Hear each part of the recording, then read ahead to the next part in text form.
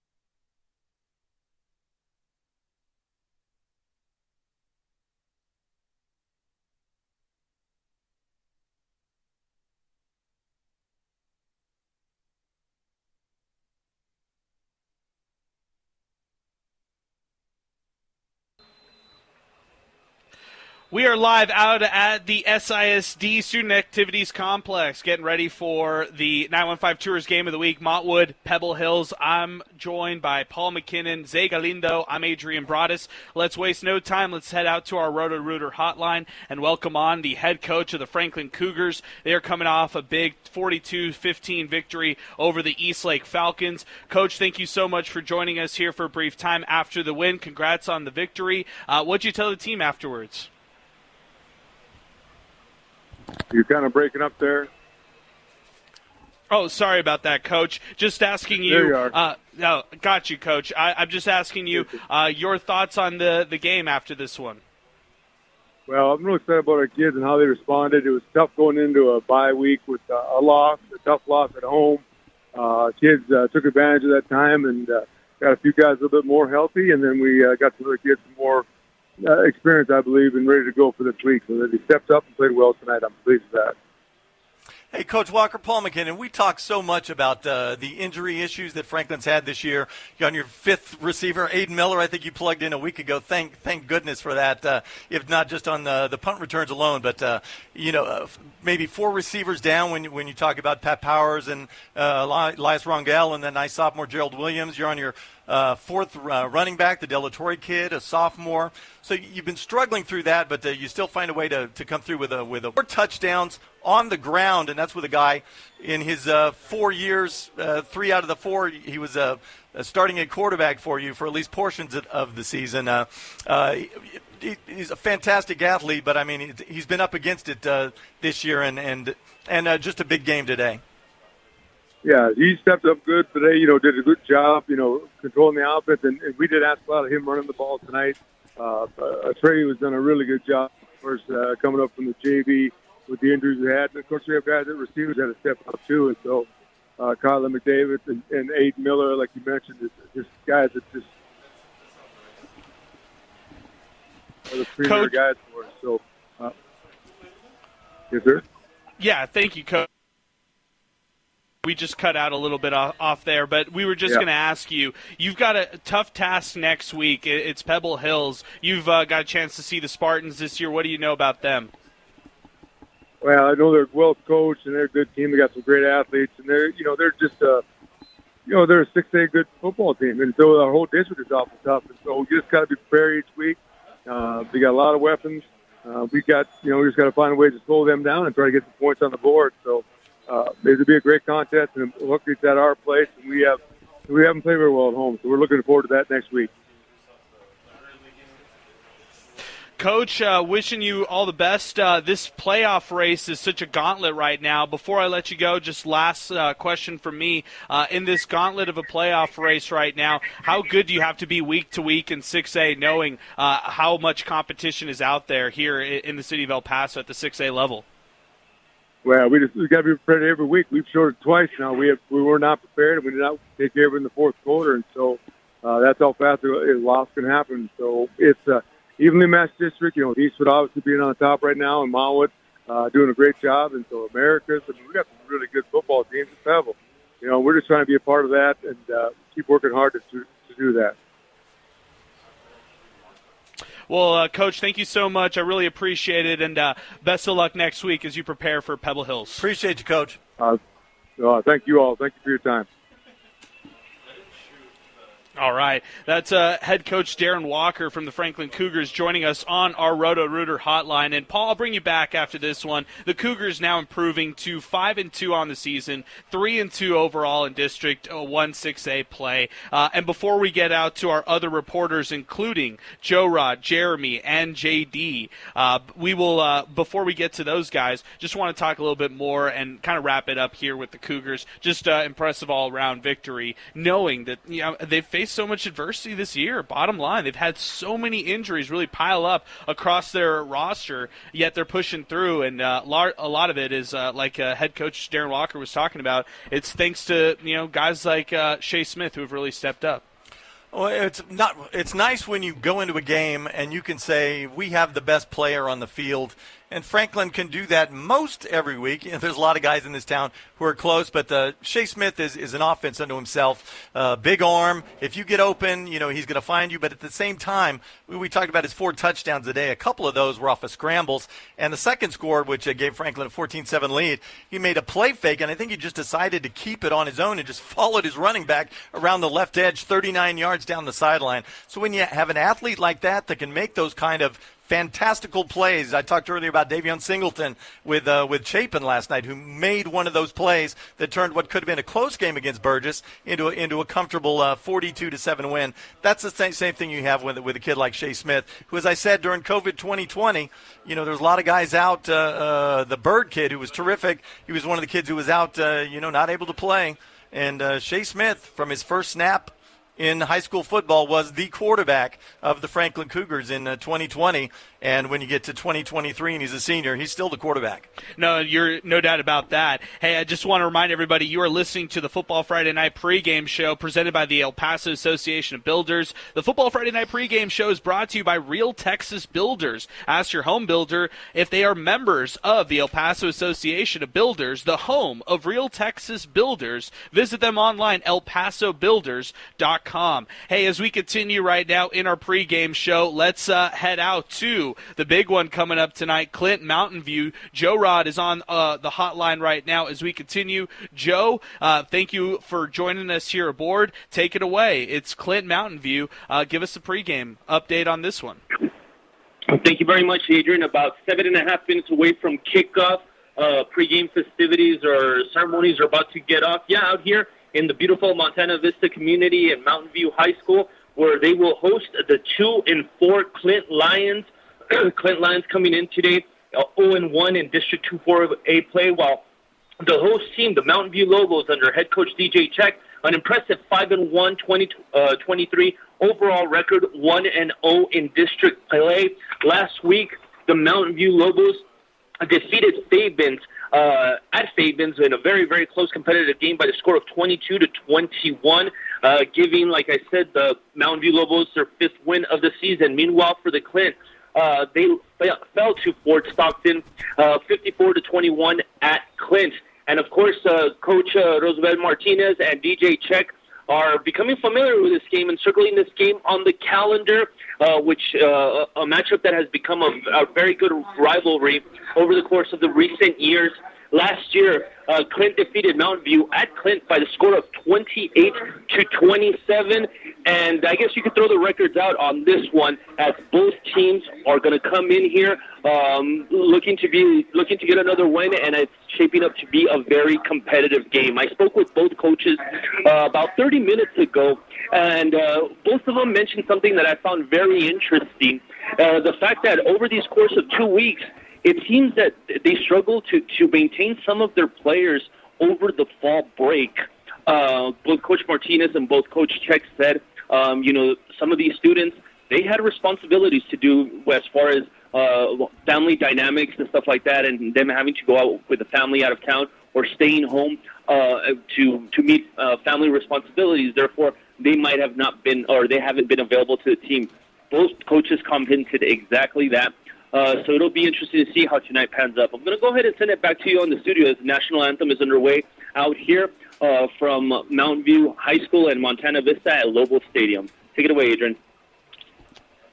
Thank you very much, Joe Rodriguez. As we continue, great job. Clint Mountain View getting underway here in about 15 minutes. Really excited about that one, Paul. I'll bring you back in. Should be a great one out of the 4A ranks. Yeah, coming off a couple of exciting contests. Clint, went down to a good Fort Stockton team last week, but came back from a couple of scores down. That was 21-21 at the half. Daniel Ponce, the quarterback of that Wishbone offense, he's been out for the better part of 6 weeks, so he's plugged back in, so they have him the rest of the year. And on the other side, Mountain View came from a couple of scores down to Fabens. That big, tall, 6'5" receiver, Eric Dominguez, 3 touchdown passes, the last one at the beginning of the fourth quarter, a 35-yarder, I think, to complete the comeback. They went for 2, and actually just to kick the extra point, took the 22-21 lead, and that Mountain View defense made it stand up as Fabens went down by that single point.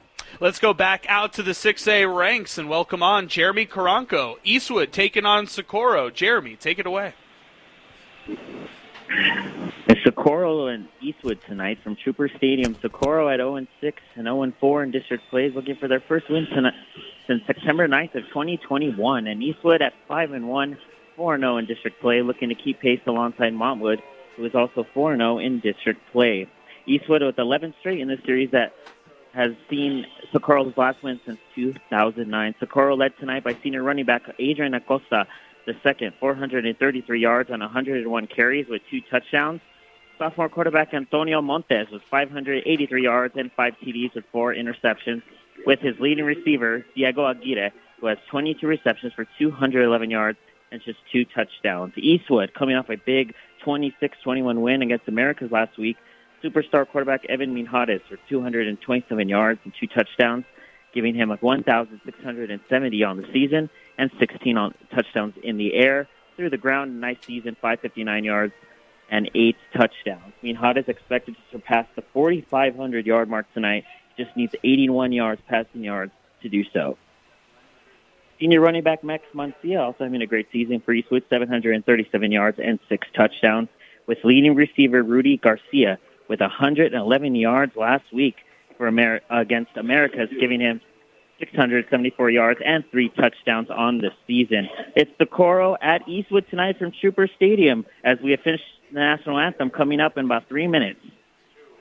Awesome stuff there, Jeremy. Thank you so much. We'll get out to you throughout the night, calling any of that hot action, and we will keep tabs with you throughout the night. Eastwood taking on Socorro in another 6A matchup. Let's head out over to J.D. Sursley, Riverside Sanelli. Actually, we'll save J.D. Sursley for later on.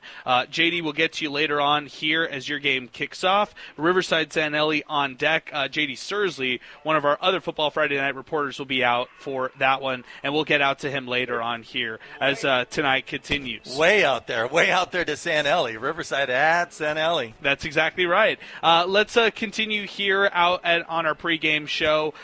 This is our Football Friday Night pregame show as we get ready for our 915 Tours game of the week between Pebble Hills and Montwood. We're about 30 minutes away from kickoff, and guys, to just run down yesterday's scores once more. A busy Thursday slate, kind of rare for this one right here. Canutillo defeated Andrus last night 58-7. Chapin beat out Burgess 43-7. The El Paso High Tigers defeated the Jefferson Silver Foxes 41-15. Americas blew past El Dorado 38-0, and Bowie beat down Irvin 42-10. Paul, any of those stand out to you, or any of those that we have not talked about here early on? You know, we already talked about Chapin Burgess, which is the one I was at, and it was interesting to see Burgess actually hang with Chapin a little bit because, you know, the bottom of that district I find interesting which of those 4 teams are going to find a way to win a couple of games and squeeze into those final 2 playoff spots. But otherwise, Bowie keeps rolling, 6 straight wins for them. Antonio Onevedo seems like he scores the first touchdown every week for them. 20-yard pass. Bowie can throw the ball a little bit, which makes them interesting. And then, of course, the same old wing T and the running backs. Joe Rodriguez, for one, had a touchdown run to boost that lead to 14-zip, and they were off to the races from there. Alain Mota, the other one, they got a little dual threat. And then you throw in Abe Carrasco, who's, gosh, I think he's a junior now. Remember, it was his brother, Armand Carrasco, that the quarterback Bowie to their first district title since 1974. I think that was, I want to say, 2016. So anytime you see those little brothers, that show up, you always wonder, are they going to be able to repeat or surpass what Big Brother did? And, Bowie's got it in front of them. They're going to have to go through Austin, and they're going to have to go through Riverside the last 2 games of the season. But the Bowie Bears right now have their sights set on a district championship in 1-4A, knock Riverside off their perch. Yeah, that's a really good point. And I'm interested to see, hey, they've had some really good games this season, the Bowie Bears have. Zay, I'll turn it over to you and flip it over to you. You got a chance to watch that Chapin-Burgess game. You were there last night as well. We talked a lot of looking ahead, and when you look ahead to next week, Chapin-Canutillo, that's going to be one of the marquee matchup of next week's slate. But first, your thoughts on that Chapin Huskies team and what you were able to see. Who impressed you last night? Yeah, I could go with the easy answer, obviously Davion Singleton. But I was talking to Paul earlier about the game, and, they have a backup running back, maybe even a third-string running back if Singleton's out there. And his name is Brandon Ortega, and he's just a really good player. He's really shifty. He's on the shorter side, but he's quick. He's really shifty, fast. And he got into the end zone on one of those drives. So, there's weapons all over that Chapin offense. So we'll see how Carnotio, defends that. And what it's got to be tough for the Ortega kid. He was the returning starter from last year. He was their guy. And then a freak comes in, Kerry Wade, who's only a junior from, Kennesaw, Georgia. He transfers in. And what are you going to do with that kid? Is he going to sit behind Brandon Ortega? That's not going to happen. That kid was special. He had an 8-yard run to get the scoring started for Chapin. And what was a close game for about a quarter and a half before they separated.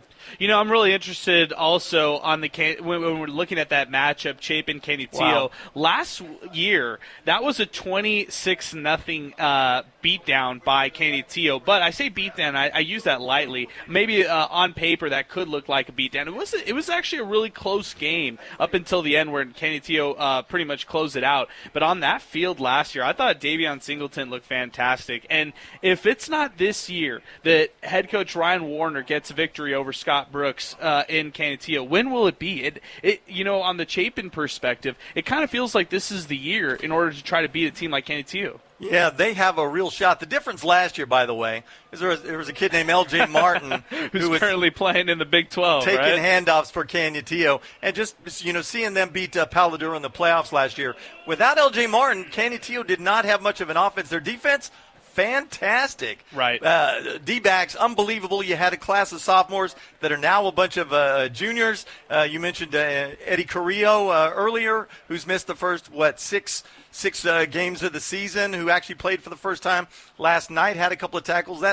If that kid comes back healthy, that's a huge get. I think he would be getting a lot of snaps on offense this year. Remember, we talked. He was the starting cornerback as a freshman for Canutio in the very first game. Had 5 interceptions on the season. Again, from a freshman. His big brother was Chuy Carrillo, the stud captain, middle linebacker of that Canutio defense from a year ago. So comes from good bloodlines. So Canutio. We're giving them an extra little bump. Maybe it's like a 3-point edge now that Carrillo's back in the lineup. But as Zay has already said, Chapin is just dripping in offensive skill talent. And as you said, this is the year for Chapin. That doesn't mean they're going to win, but boy, do they have a legitimate chance. The mercurial offense of the Chapin Huskies. By the way, their defense has been pretty bad. Think of Del Valle. Shelton Fuller, 12 carries, over 320 yards in that contest. So they can be gashed.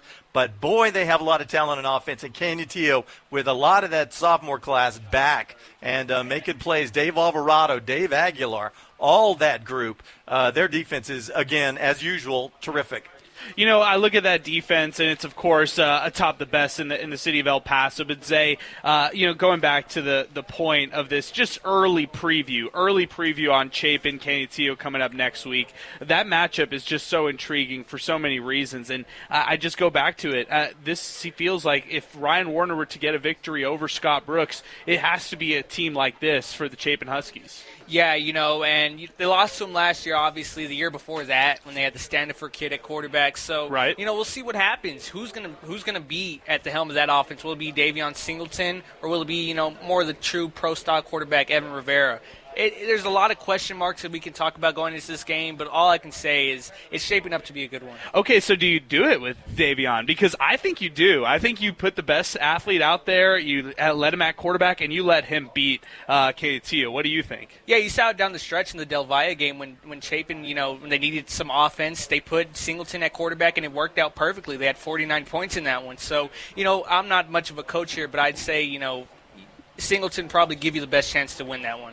And that's something they always have in their back pocket. I think Zay's absolutely right. And we've seen it throughout the years. Go all the way back to, Americas when Q Drennan was their quarterback. Who was in the backfield? Josh Fields. He was a sophomore. But what did you have? You had the yin and yang. You had a quarterback, Q Drennan, that could gash you and hit you for a big play or even hit you up the middle. To a lesser extent, America's this year with Big Mark Moore. Had a couple of rushing touchdowns last night in the shutout victory. And then he has Brian Promise when, that mercurial sophomore is not around. So they have that little two-headed attack. Either I'm going to carry the ball or he's going to carry the ball. Chapin, as they said, when Del Valle was starting to pull away from Chapin went to Singleton in a quasi-wildcat with Kerry Wade in the backfield, and that is a dynamic duo, and they closed back to within one score.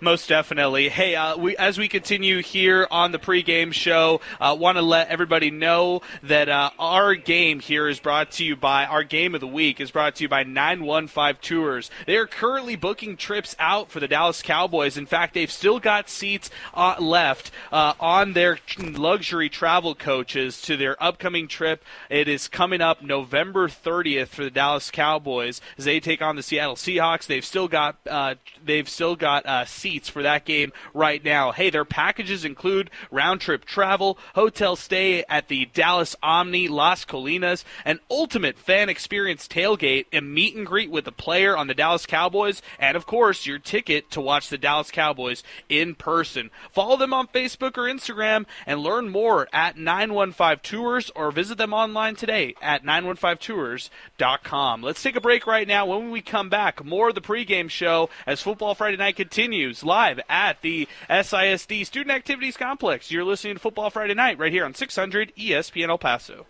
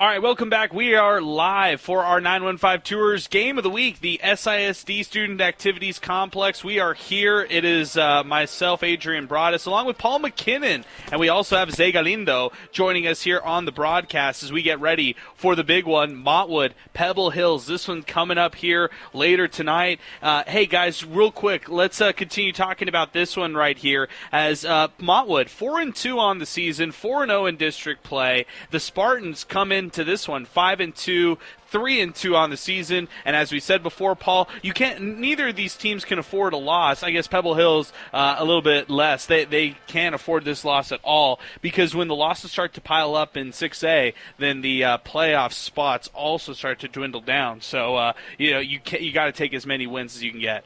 Yeah, Pebble cannot be happy campers at this moment. First, the loss to Eastwood to open the district season. I don't know why those two are facing each other, game one. But, I mean, it's same. I think Pebble, it was 3 years in a row that they had Eastwood on the schneid. Let's do the math. No, not when. Actually, 2 years in a row. Guile Ochoa's sophomore and junior seasons, they were able to put Eastwood down early. I remember Guile Ochoa on a Thursday night, a drive with just seconds on the clock, drove the field, punched it in from a couple of yards out, then the two-point conversion to beat Eastwood by a point. And, they've kind of had Eastwood under their foot a bit over the last couple of years. So to lose off the bat to them at Eastwood Trooper Stadium, by the way, the first time that's been at Trooper Stadium in 3 years, 49-42, Eastwood holds them off. That had to smart big time to a Pebble Hills team that was thinking, and they weren't the only ones, myself included, thinking they were the class of the city coming in. That one smarted, but I think the one that stings even more was a couple of weeks ago, the Americas Americas contest where they score late, and then Pebble drives the field all the way back. Corals punches it in from a couple of yards out. Barely got into the end zone. Pebble had no timeouts, sneaks into the end zone with 9 seconds on the clock. If he doesn't get in, that game is over. But now they're kicking to tie whatever, I think. Just a point after attempt. 28-27, right, and they just got too cool for school. They came out and they huddled over the ball like they were going to go for two. You notice I said they were out of timeouts. They do that for about 10 seconds, maybe hard count a little. They can't get Americas to jump, and so what happens? The team comes off the field. The special teams go onto the field as the play clock is running. They get on the field. It looks like they're going to get set in time, but for whatever reason, the left edge couldn't find his spot and couldn't direct traffic. They take a delay of game penalty. Now your 20-yard extra point is turned into 25. Next, before the next snap, there's a false start again on the left side. Now your 20-yard extra point is a 30-yard kick. Aaron Ortega, who hasn't missed an extra point all year, misses one wide right. The 30-yarder just misses squeezing in between the pipes. And as I said, 9 seconds left, game over. You lose by a point, your second loss of the season. As I said, that has got to smart. Either Pebble is on a mission the rest of the way, or Pebble droops and hangs their head. I think they had Socorro last year. That's not an acid test at all. I think Eastwood is going to find that out tonight, as the Bulldogs, an improved team, especially offensively, but no match for anybody else, I don't think, in 6A. We'll see when they get on the field with El Dorado. But I think tonight's where we find out, what Pebble Hills is made of after that awful loss a couple of weeks ago. Now, on the Montwood side of things, it's first-year head coach Ivan Rangel. It's a squad right now who's been explosive offensively. Look at what they've done with guys like senior quarterback Michael Southern. He's really impressed this year. 1,456 passing yards. When I saw that passing yard number, I was really impressed. And then 15 touchdowns to go along with that. Isaiah Claudio, the running back, 496 rushing yards on the ground, 9 touchdowns this season. He paces them nicely. So they've got this nice balanced attack between Southern, Claudio on the ground that Montwood can do or can show. And then you look at the trio of weapons they have: Diego Oaxaca, Gio Varela, and Caleb Alvarez. Just impressive guys all around, and guys who've really made impacts this year for this Montwood team. Yeah, I've gushed enough about the receivers over the years, but yeah, Montwood I think is a more balanced team. You saw Claudio's numbers, 496, so he's only rushing between 70 and 80 yards a game, but it's almost like a changeup. He'll still carry the ball more than 15 times a game as opposed to like Thomas Maria Coronado, who's carrying the ball 12 times and effective. I think he had 30 carries last time they were on the field, so maybe switching philosophy for Mike Pry and that Coronado offense. offense, but they are more balanced, and it's more of a ball control attack. Diego Oaxaca just had his first huge game, and that was last week in the Eastlake win, and he's Michael Southern's security blanket. He's the 3rd and 6 guy. With 3rd and 6, he's going to run a hitch or run a stop route or a little crossing route over the middle, and you're going to throw the ball in traffic, and Oaxaca is going to come away with it. For a guy who had a broken bone his sophomore year and missed his almost entire sophomore season, I think it was game 1 or game 2 where Burgess broke him for the season, he really is fearless, and it's not like he's 6'3", 240 pounds either. A slight guy, but as I said, fearless. He'll make the catches.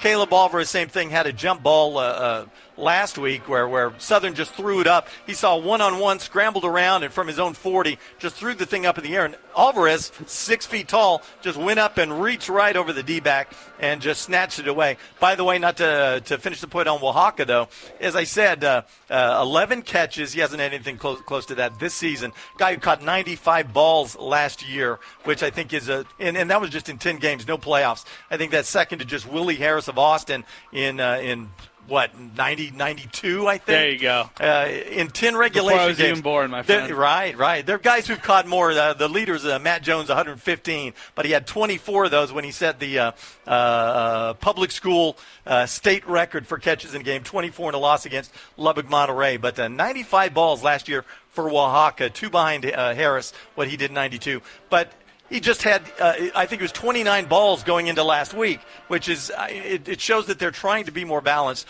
But he caught 2 fade routes near the end. I think it was 32 and 28 yards where you just threw the ball up, and he made terrific adjustments on the ball. But that's 60 yards on those 2 catches. So out of 120, that means the other 9 balls went for about 60 yards. And that shows you what that kid is doing. He's, I hate to mention a name for the Cowboys. It's not around anymore. Dalton Schultz was a security blanket where you could go on 3rd and 6. That's exactly what Diego Oaxaca is for Michael Southern. There's other guys, Gio Varela included, that can make plays, that make big plays, but aren't going to catch the balls and catch the important balls that Oaxaca does. I love it. Hey, we've got 11 minutes left before our 915 Tours game of the week between Pebble Hills and Montwood. But let's get out to Joe Rod. We've got hot action right now. Clint Mountain View. My apologies, Joe. We'll get to you sooner next time. Joe, take it away.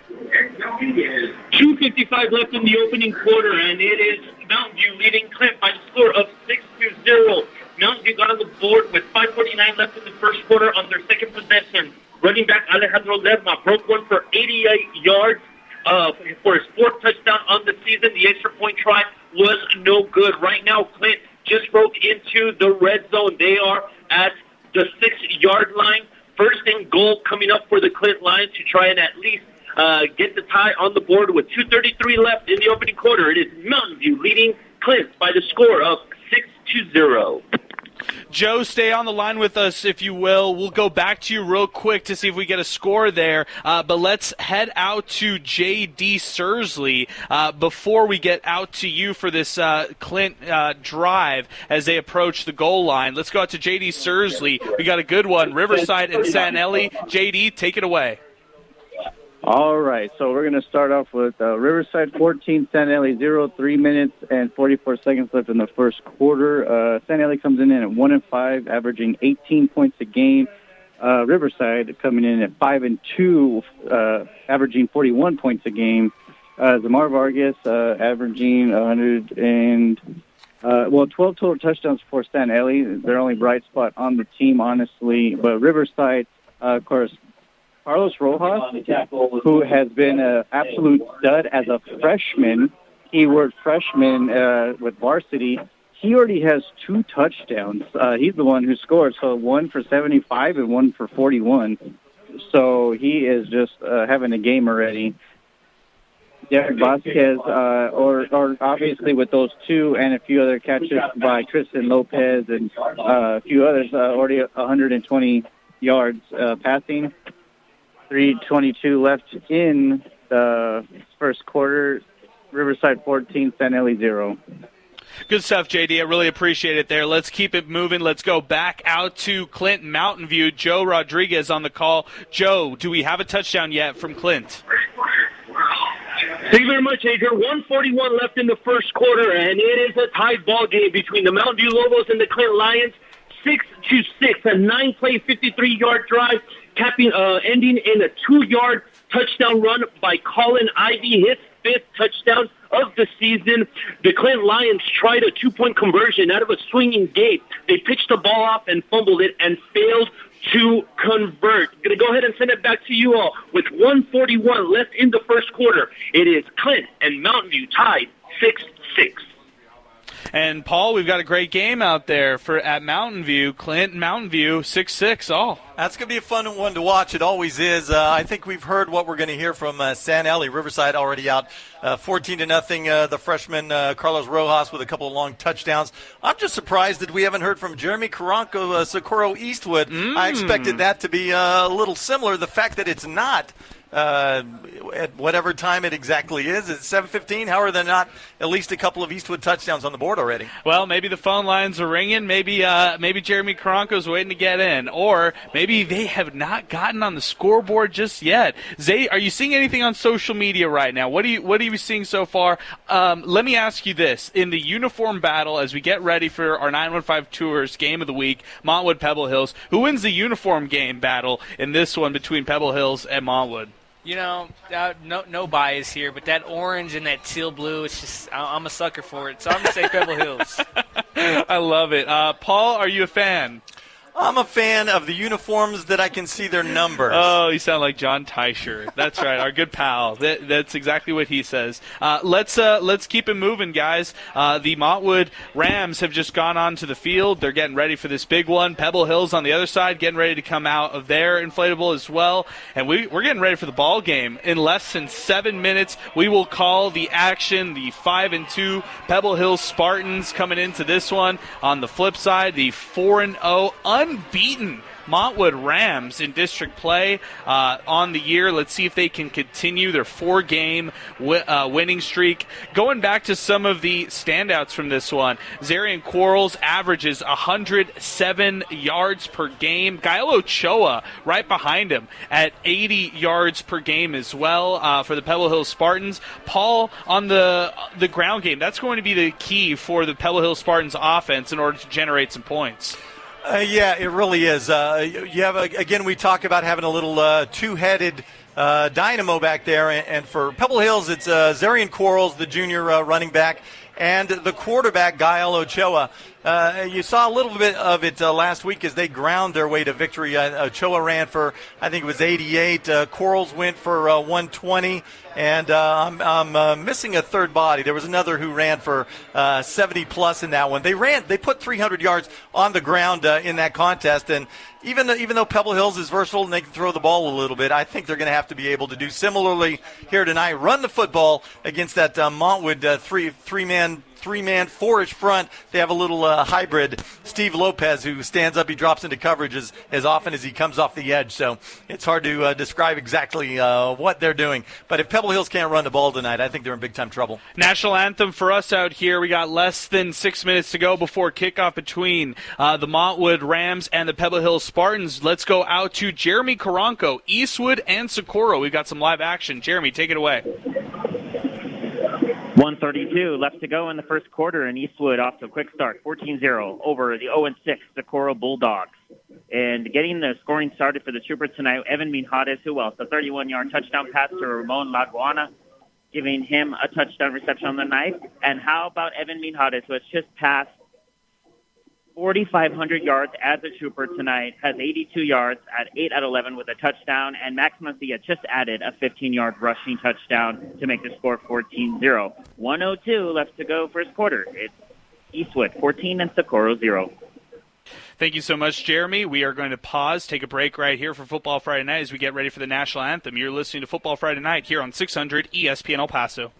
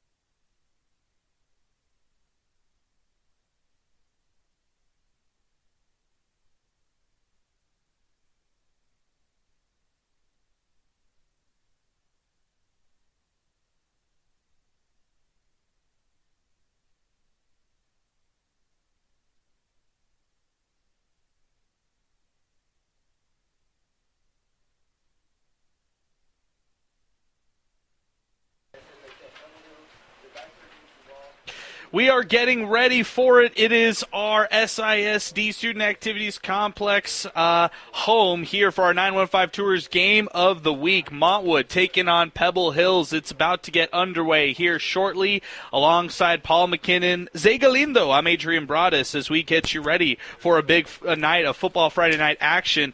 Jeremy Karanko is out at Eastwood Socorro. We got J.D. Sursley out at Riverside Sanelli.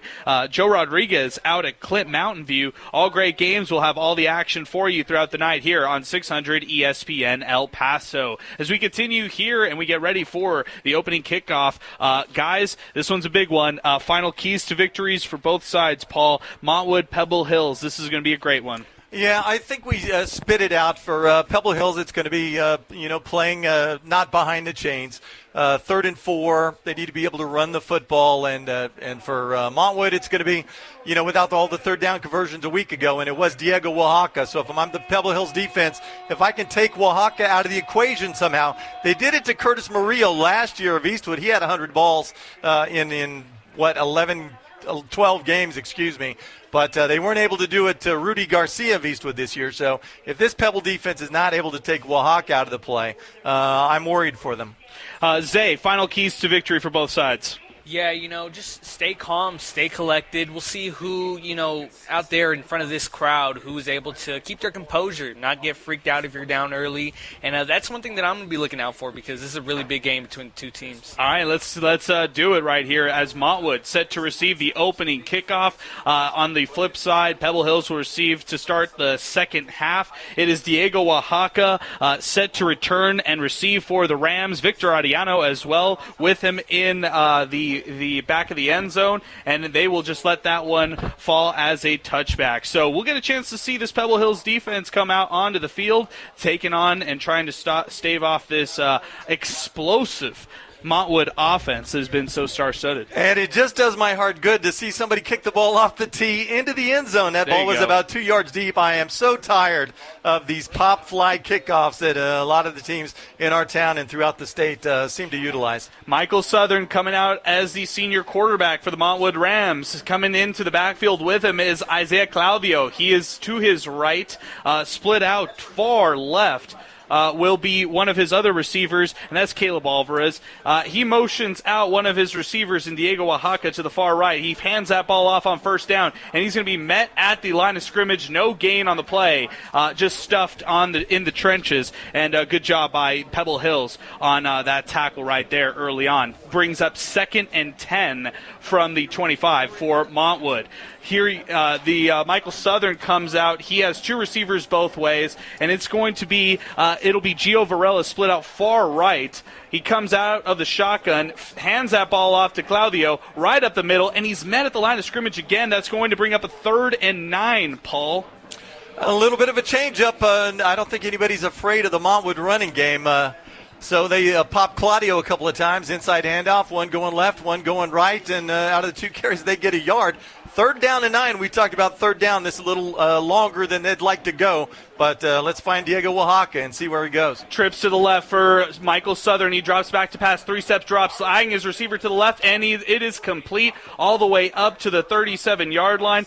Credit right there. That's Caleb Alvarez for the first down, and Montwood has a new set of downs there, Zay. Nice pass there for Michael Southern.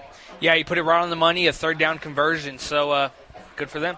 Let's see what Michael Southern can do here. He's got 2 receivers going to his left. Isaiah Claudio in the backfield with him.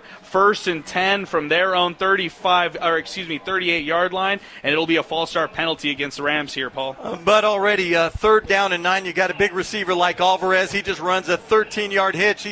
We talked about Dalton Schultz. That's the kind of stuff. Get square to your quarterback. Find an open spot. Get square to your quarterback. Give him a big target. And as I said, after watching Michael Southern last week, if you get open, he's going to get you the ball, and not just get it to you somewhere. He's going to get it right where you need it. Michael Southern out of the shotgun. He's got 3 receivers to his right. On the left hash side, he passes it out. That's Gio Varela who gets the quick pass for Michael Southern and gets maybe 4 yards on the play. That will bring up a 2nd and second and 11 there from their own 37-yard line. And a name you're going to call a lot tonight, Dorian Hadamio, one of the inside linebackers, just a junior, but the leader in tackles, 10.5 a game, hustles all the way to the sidelines to put a little wrestling hold on Varela and swing him down. No gain. Shotgun formation for the Montwood Rams. It is Oaxaca split out far right, left. Michael Southern looks his way, takes the snap. He's going to take the quarterback draw all the way up near midfield where he'll be wrestled down right around the Rams' 49-yard line. Looked a little to Diego Oaxaca to the left, sawed him off, and then just took off and ran with it. Southern is not a running quarterback. He's a pocket guy. That's why pressure is so important tonight. But once you get him rolling, he is athletic and fast enough. You just saw the wheels right there. He's not shifty, but like a train, once you get him rolling in a direction, he can keep on going. 3rd and 1, they hand it off to Claudio right up the middle, and he's going to be stuffed at the line of scrimmage, but they might have given him that first down right there and said it was enough. Yeah, I think they did. The official on the far side, and not even a measurement. Let's move the chains. Montwood is going to get a new set of downs at their own 49-yard line.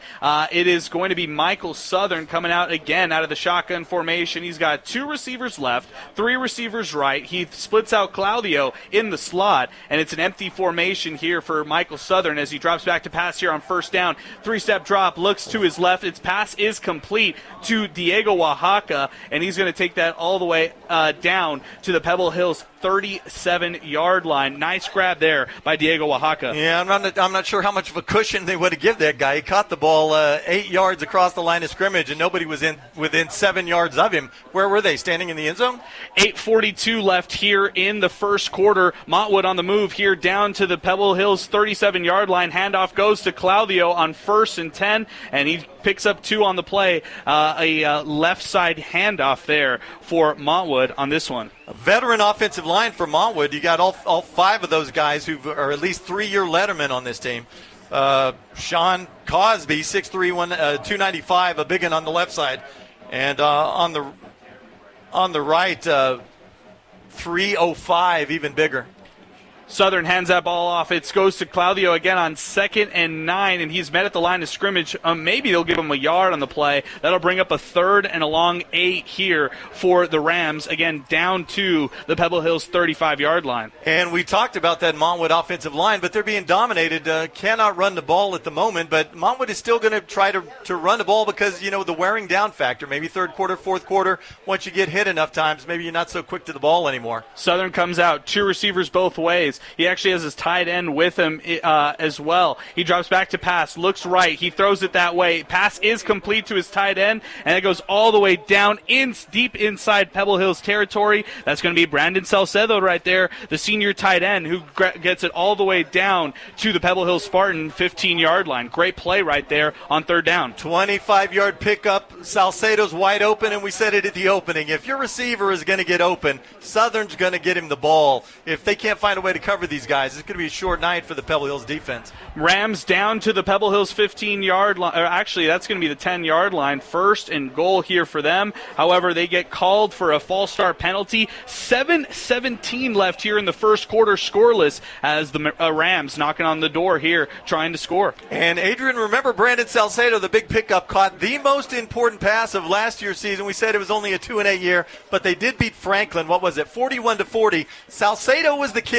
Remember, they scored the touchdown. They're about to kick the extra point to tie. Low snap. Michael Southern, he was the quarterback last year, but he was the holder on special teams. They run a special. He rolls out to the right. Salcedo drags all the way across the left side, makes the 2-point catch, and Montwood came away with a huge victory. Southern snaps the ball, 1st and goal from the 15. He scrambles to his left, and he's going to be met around the 5-yard line after trucking a Pebble Hills defender on the scramble. Gets to all the way down to about the 7-yard line. I think that's where they're going to mark it right there. Nice physical run there by Michael Southern. Yeah, Southern obviously feeling himself. This is a dream drive. As you said, turn the corner. D-back came up, and he said, hey, I'm 6'2", young man. And he just dropped that right shoulder, and as you said, blew him up. 2nd and goal from the 6. Montwood threatening to score here. Scoreless game here in the first quarter. Rams snap the ball. It's Southern. Back to pass. He looks right and throws it to Oaxaca. Pass is incomplete.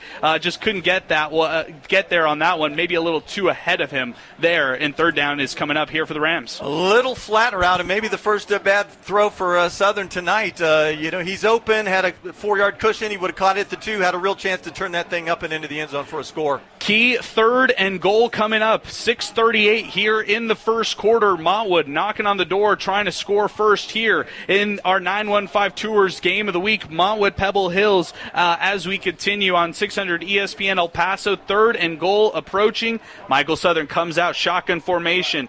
He's got Caleb Alvarez split out to his left, Claudio to his right. Shotgun formation, 3-step drop, looks right. He's going there. No, he's going to be flushed out of the pocket, and he's going to have to throw this one away. And I don't know if that one got back to the line of scrimmage. They're calling it incomplete for now, and, that'll bring up fourth and goal. Yeah, I'm sure it's coming. Not only did he not get it to the line of scrimmage, but he didn't break the tackle box either. So everything's there, and not a receiver inside on that left side. We're still waiting for the flag to come flying out. Yeah, they might not call it when it's all said and done. Wow. Fourth and goal coming up from the 6. There it is. There it is. We waited for it. He backed up about 20 yards. By the way, last week that worked out pretty well for him. Bad snap, and he went back about 20 yards and finally set his feet and cut it loose, and that's the play we talked about where Alvarez just jumped over a kid for the, 33-yard touchdown pass. But what a huge play here. Not only the field position, the grounding from the spot of the foul, but you're not only are you not getting the touchdown anymore, it's fourth down, you had a little chip shot field goal in your back pocket as well, and that may also go out the window here. Zay, give us the stat rundown so far here on the Montwood Rams on this opening drive. Yeah, Southern was 4 for 4, 57 yards before they got into the red zone, but after that, 2 incompletions. So, that might end a drive that went 79 yards to start this game. All right, 6:29 left here in the first quarter. Refs conversing here, deciding on what's going to happen out on this play. Again, we're here for our 915 Tours game of the week. Montwood Rams taking on the Pebble Hills Spartans. Scoreless here as we continue. Fourth and goal coming up, and this one being pushed all the way back to the 20-yard line. It looks like, Paul. No, they're still taking this one back. It looks like it'll be now marked at the 27-yard line, which would be about a 44-yard kick. I'm not sure they have that kind of leg on their sidelines, which is maybe why the offense is still out there. That's exactly right. Michael Southern comes out. It's trips to his right. Shotgun formation. He's looking down the middle, and he finds Oaxaca to the 5-10, and it's a touchdown right there for the Montwood Rams. Diego Oaxaca on fourth and goal from the 19-yard line. Very impressive. Actually, that's the 27-yard line. Touchdown for the Montwood Rams. What a play there, Paul. Yeah, and it was Southern had time to throw. That was the issue because that's a crossing route. Oaxaca comes all the way from the right side of the formation all the way to the left side. He was almost by the 10-yard line when he made that grab on the slanting toward the left end zone and caught it, turned it up, and as you said, just barely got in. Took a hit around the 2. I wasn't sure he snuck in, but the official Johnny on the spot said, TD, Montwood, 6-0, you lead. Now with 6:19 to go here in the opening quarter, the Montwood Rams score first and strike first here in this one, pending the extra point as we get ready for this one. But again, 6:19 to go here in the opening quarter. Montwood up 7-0 over Pebble Hills. We'll take a break. We'll come back right after this on Football Friday Night as we continue on 600 ESPN El Paso.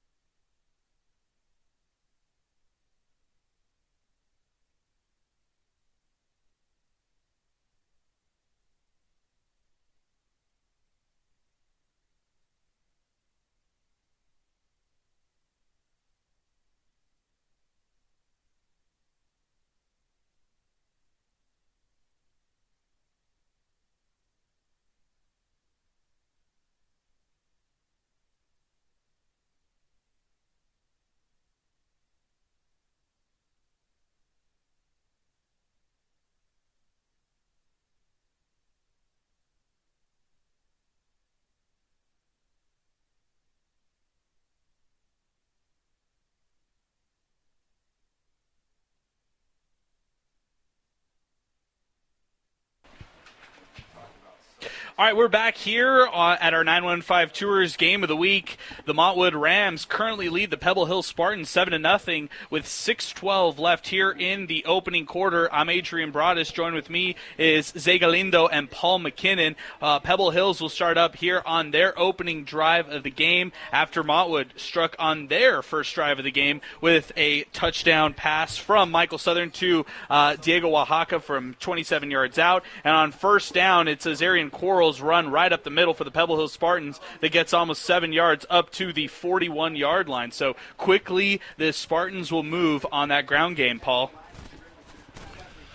We said that's what they got to do. And if Quarles establishes himself, how much easier does that make it for Gael Ochoa to fake the handoff and keep it himself and go the opposite direction? They're going to mark that at second and 3 here. Ball at the 41-yard line for the Pebble Hill Spartans. Gael Ochoa comes out, 2 receivers both ways, shotgun formation. Quarles in the backfield with him, hands that ball off. No, it's a zone read to Gael Ochoa. He will take it himself, and he gets the first down. A little bit more, up to the 45-yard line are the Pebble Hill Spartans here as this one continues in the first quarter. 5:26 left here in the first quarter. Montwood up 7-0 over Pebble Hills. Zay, let me go back to you. Give us the numbers here for Michael Southern on that opening drive. Yeah, he went 5 of 7, 84 yards, and of course that touchdown. However, the run game, it was stagnant for Isaiah Claudio, but not for Southern. He had 2 attempts, 19 yards on the ground. So interesting to see Southern getting his legs involved. 5:04 left here in this opening quarter. Gael Ochoa comes out, shotgun formation, 3 receivers to his right, 1 split out far left. He's going to take the quarterback delay himself. He gets up midfield, past midfield, and down to the Rams' 47-yard line. So Pebble Hills continues to strike with this run game.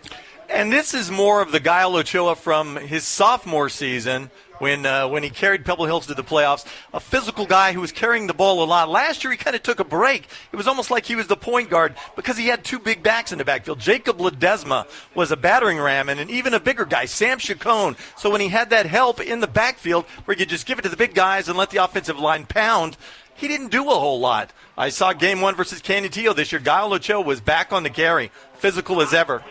On second and short, down to the Rams 47, it was Azarian Quarles met at the line of scrimmage. That'll bring up a 3rd and short for the Pebble Hill Spartans. What do you do here? 4 minutes here in the first quarter. Well, you just tried Quarles, and he got his legs cut behind the line of scrimmage. Miraculously, they still spot it at the Montwood 47, 3rd down and 2.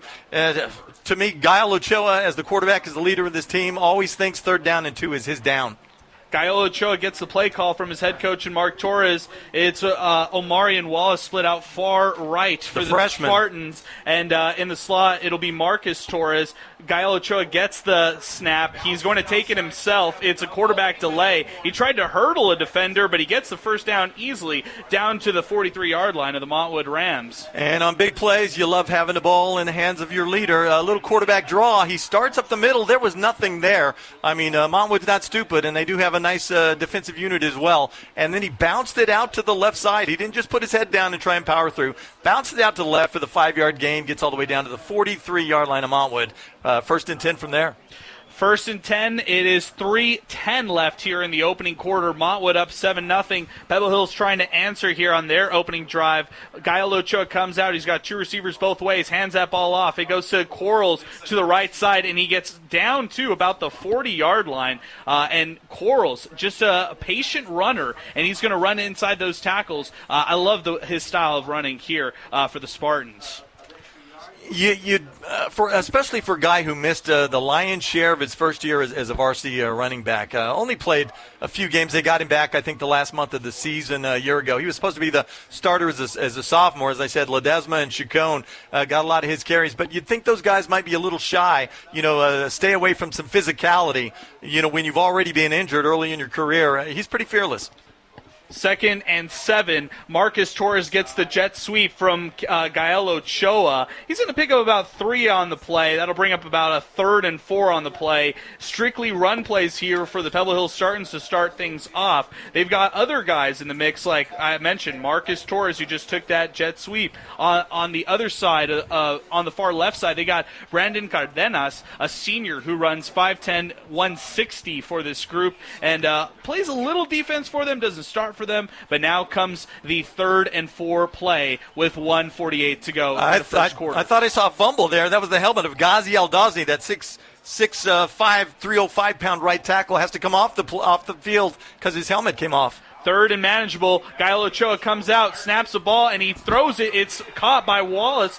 Goes all the way down to about the 22-yard line. What a nice catch and nice run after catch there by Omarion Wallace. Again, just the freshman who stands at 6'2" for the Pebble Hill Spartans. Again, same thing we talked about. Big target, makes himself square to the ball, and Gael Ochoa fires it in there. That's got to be a huge confidence boost. Oh, what a year Wallace has already had. You know, he scored the first touchdown of the season for Pebble Hills against Canutillo without a catch or a carry. Gael Ochoa, a little roll left, strolling into the end zone around the 2, has the ball stripped out of his hands, rolls into the end zone. Omarion Wallace, the freshman, jumps on it.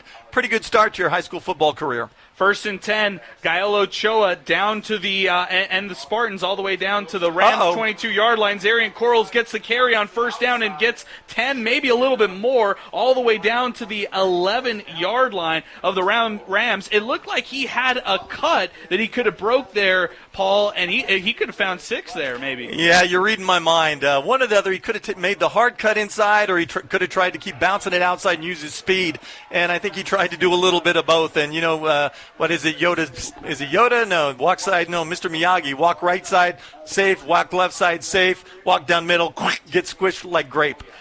36 seconds left here in the opening quarter. Pebble Hills knocking on the door here inside the red zone for the first time in this game on their opening drive. Gael Ochoa comes out, shotgun formation, 2 receivers both ways. Zarian Corals in the backfield with him. He fakes the ball. He hands that ball off to Corals, and that's going to be a gain of about 3 on the play. That'll bring up 2nd and 7 at the Rams' 9-yard line, and it's just been ground and pound this entire drive for the Spartans as they come out here. It seems like each play, Gael Ochoa will get the call directly from his head coach and Mark Torres, and we will take it all the way down to the end of the first quarter. 2 possessions, 1 quarter. Hey, wow. Let's go out to Joe Rodriguez. We've got some hot action out at Clinton Mountain View. Joe Rodriguez, take it away.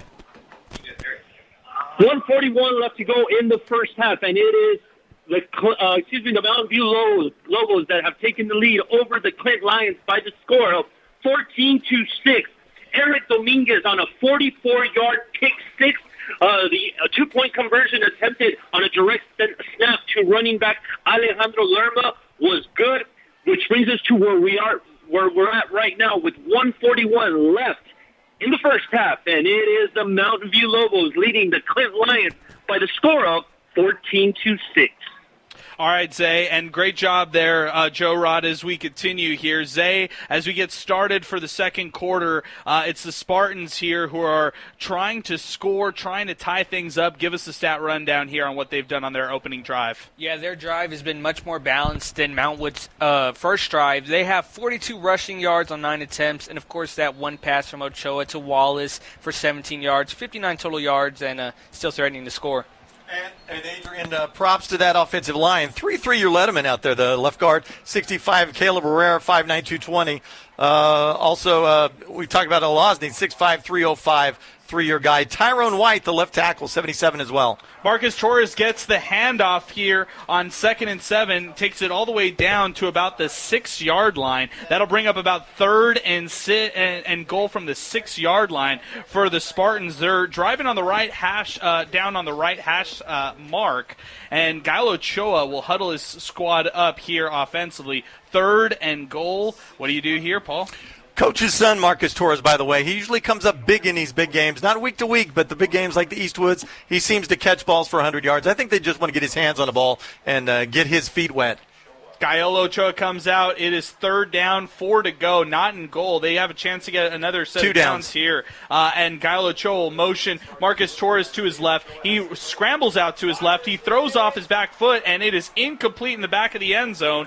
Gael Ochoa was trying to thread it in a tight window throw, and that will fall incomplete. 4th down, and a kicking unit comes out onto the field. And he shows his athleticism there. I don't think he gets a lot of credit for that. Rolling Mach 1 to his left with a man on the chase throws against his body, and that ball was flying. As he said, he tried to squeeze it in to a window that I don't think ever existed. Aaron Ortega, the kicker for Pebble Hills, looks like it's going to be about a 23-yard boot from the right hash. Aaron Ortega comes out, the kicking team looking to at least add some points on the board. Looks like maybe somebody jumped off there. Maybe they did, off that right edge. 4th down and 4. Maybe a first down here. Except a 5-yard penalty from the 6 is only going to be half the distance, which in my math is 3 yards, which would take the ball to the 3-yard line. The stick looks just beyond it. Let's see what they call here. But the offense comes onto the field regardless, Paul. So even if this is 4th down, the way Mark you're running the Torres ball, and the Pebble Hill Spartans are going for it. Why wouldn't you? I mean, it's the right play. 4th and inches, it looks like, and they're coming in the jumbo package. They easily get the first down. It looks like they might get the touchdown here, and it looks like that is the case. Gael Ochoa waiting to get the signal here, and there it is. Touchdown for the Spartans on 4th and inches from the 4-yard line. Gael Ochoa sneaks it in himself and does it for the Spartans. On the rugby scrum, and the guy I saw was the cornerback Josh Estrada trying to strip at the ball. I mean, physically two-handed punch. I was curious if he got it, and that's a guy who's one of the few guys on the defense that's made. He's got a 52-yard scoop and score against Socorro. He had a pick 6 to open up the Franklin game, even though Franklin came back late in that one before Caleb Alvarez put him away with a 15-yard touchdown reception. He actually had a pick last week's win, brought it back about 20 yards, jumped a route on the left sideline. 10:58 to go. They're going for 2 here, and it looks like they got it here on this one. It was Gael Ochoa on a little bit of a trick play, and Cardenas gets the catch in the back of the end zone. That will be 10:58 to go. Pebble Hills goes for 2 early on. They lead 8-7 over Montwood. Let's keep going here on the show as we continue. Football Friday night, our game of the week, our 915 Tours game of the week. Again, Pebble Hills up 8-7 over Montwood. Zay, let's get a stat recap here as this opening drive for the Spartans ended in a touchdown. Yeah, Gael Ochoa, 4 rushes, 19 yards, and then, of course, Zarian Quarles, 5 attempts, 22 yards. In total, 47 rushing yards on that first drive from Pebble Hills, who's obviously adamant about running the ball on this one. And by the way, that 2-point conversion there, I think, is testimony to my theory that we should get rid of overtime altogether. If you're going to go to 2-point conversions to win a ball game, let's just go back to ties. Because if they're ties, teams like Pebble Hills, if they score late and they're able to kick an extra point to tie, they're not going to do it. They're going to go for 2, and either they're going to win the game or they're going to lose it. And oh, by the way, what's so wrong with a tie? Americas and Montwood were in a tie before 2-point conversions. Decided that one. Onside kick. Surprise onside. Wow. Onside kick here by the Pebble Hill Spartans. You always got to be ready for this team. Flag they always down. like to do the trickery here. Flag down regardless, so it doesn't matter who comes off. Pebble Hills can get excited about recovering it. They're going to get called for being offside on the actual kick. But the Aiden Banuelos 2-point conversion on the third overtime to beat Americas. What would have been so wrong if that game finishes 35-35? You have 2 teams in a tie. Montwood is now 3-0-1 instead of 4-0. Eastwood beat those guys on the field. Montwood did not beat those guys in 48 minutes the same way Eastwood did, but they both get W's for it. I say if we got to break ties by going to 2-point conversions, let's forget it. Or kick field goals to decide it. That makes just as much sense. Zay, you got a chance to witness one of those overtime thrillers. What do you think? Yeah, the 2-point conversions thing, it's just, it's not as fun. Not as fun, that's the word. That better be what he's sitting right next to me, so he has to say that. Oh, and man. I'm a lot older than he is. That's hilarious. Hey, Pebble Hills will have to re-attempt this kickoff right here after you called it, Paul. They'll take it back to 35, Yep, the offside penalty was enforced against the Spartans on that surprise onside kick penalty. Interestingly enough, the Rams fell on that one right there, and they at least, they were covered on that No, they must have. Did you see a kick. signal? Because I was going to say the opposite Pebble Hills must have recovered that. Otherwise, why would Montwood accept the penalty? Well, I'm curious. Do you have to? Is this something that they're making them do? I'm not sure. But regardless, the Spartans will kick it off from their own 35-yard line, and we'll get ready here for the kickoff after the touchdown and 2-point conversion for the Spartans to go ahead 8-7 here in our 915 Tours game of the week. I bet they don't surprise onside again. That's all I can say. You know, this kid, Ortega, a pretty good leg. Knocked one, 2 yards deep into the end zone on the opening kickoff. That was from the 40. Let's see what he's got from the 35 going the opposite direction. Flag doesn't look like it's blowing too drastically. 10:55 to go here in the opening half. They are going onside kick again, and it looks like the ball is loose. It looks like the Spartans say that they have it, but no signal from the referees just yet. A scrum on the right side. They went for the onside kick yet again, Paul. And they're right in front of the Pebble Hills bench, so whether they recovered or not, there's like a 60% chance they get credit for the recovery. I like that right there. If they were to get the recovery, this would be spotted right around the Montwood Rams 49-yard line. There is no word yet on what the call is, and I think the refs are meeting up on this one here and still electing on what's to call for this. But regardless, the defense for Pebble Hills is coming onto the field, meaning that they're going to give this one 1st and 10 for the Montwood Rams, prime field position at their own 48-yard line. And that's why Mark Torres gets the big bucks to make gutsy calls like that. I said, no way, surprise onside. There it is. And what made that one tough, this one, a different surprise onside. Last one right up the middle. This was toward the right sideline. Problem when you do that, the ball can get batted and it's out of bounds before you know it. And a team like Montwood, great offense, getting the ball in great field position, which, of course, they did. Michael Southern gets his pass, and it's tipped right there at the line of scrimmage. Pass was intended there for Gio Varela, and on the opposite side, credit, I think that was Jonathan Martinez. Did you have him on that one there? Actually, the defensive tackle, Jalan Pata, number 55, just a sophomore, leads Pebble Hills in pressures. That tells you where they're getting their pressure. There are two techniques. Hawk is the right tackle, has 3 quarterback sacks. Pata has a couple, but Pata also has 13 quarterback pressures. Hawkes has 10. That's where their pass rush is coming from, straight up the middle. Montwood snaps it there on 2nd and 10, and it is a pass out on the right side to Diego Oaxaca, who is met for a loss of about 3 on the play. Again, the Spartans sniff out the play, and they blow it up on that one. You know, on this one coming up here, it is now 3rd and 12 for the Montwood Rams, backed up at their own 46-yard line here. 3rd and long approaching for them, 3rd and 12 as Michael Southern comes out. 2 receivers both ways. Isaiah Claudio in the backfield with him. He's going to drop back to pass, 3-step drop. He looks to his running back. Actually, he looks short, and it's going to be Oaxaca on the catch up to about the 46-yard line, well short of the first down. That's going to bring up about a 4th and 10 here for the Rams, and a great stop by the Spartans defense following that failed attempt on the onside kick. A huge stand. You give them great field position, and I think that was almost like a give-up play for Montwood. 3rd and long, we don't want to make any mistakes by trying to force the ball into coverage, so just a shallow crossing route, actually behind the line of scrimmage for Oaxaca. Get him the ball, see what he can do with it in the open field. This Pebble Hills defense, they're running around and tackling. 9:30 left here in the opening half.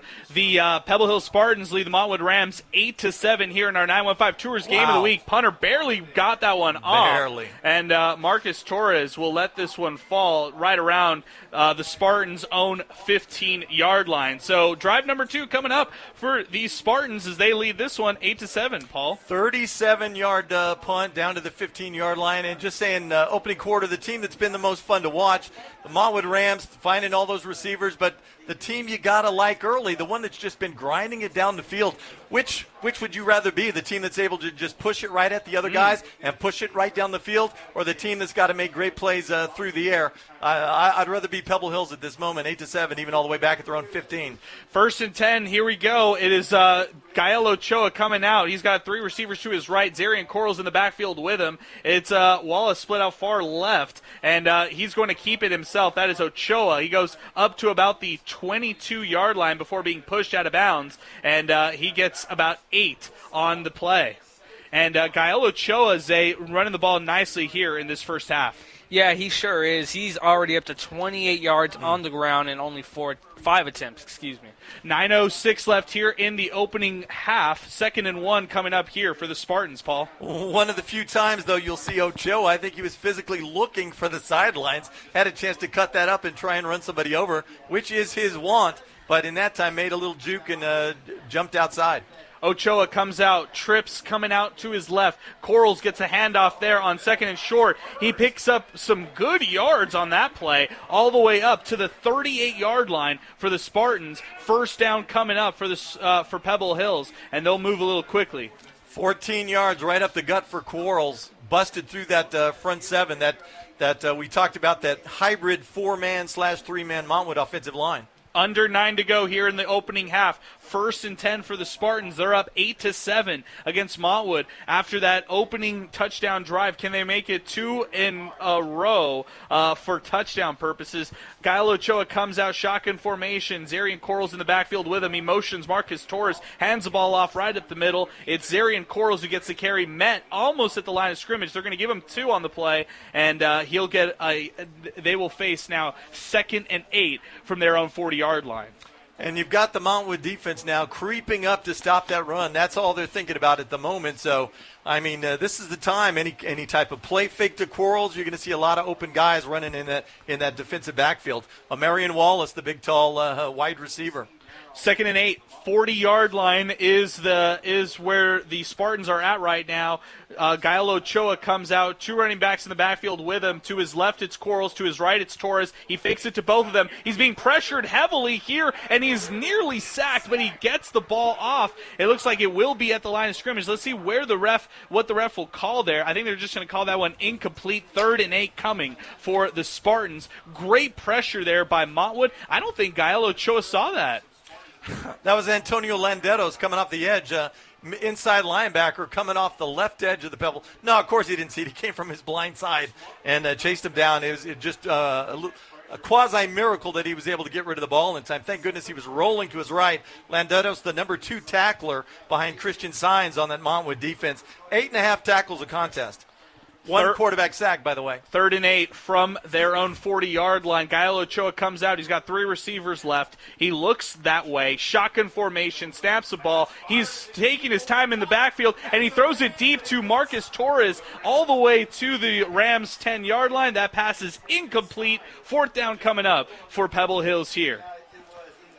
Had him open deep, but the coverage and unsighted. We just talked about Christian Saenz. That's who was out there deep. He's like a outside linebacker, nickel slot cover guy. Ah, okay. Didn't see Wallace. I mean, he didn't see the ball at all, but he knew where Wallace was. It was about 3 yards ahead of him, so he just kept running and physically blocked the ball. The ball's underthrown, hits him in the back. There's no way Wallace could come through to get the... Most definitely. 7:38 here to go in the opening half. Pebble Hills up 8-7 over Montwood. They're getting ready to punt here on 4th and 6. This is at their own 40-yard line. It's a low punt here, and it actually gets picked up right around midfield. Kind of a weird play there on special teams. Good awareness there by Montwood, and you got to credit there Christian Saenz, who had good awareness, saw the low punt. That one didn't even go 10 yards there, Paul.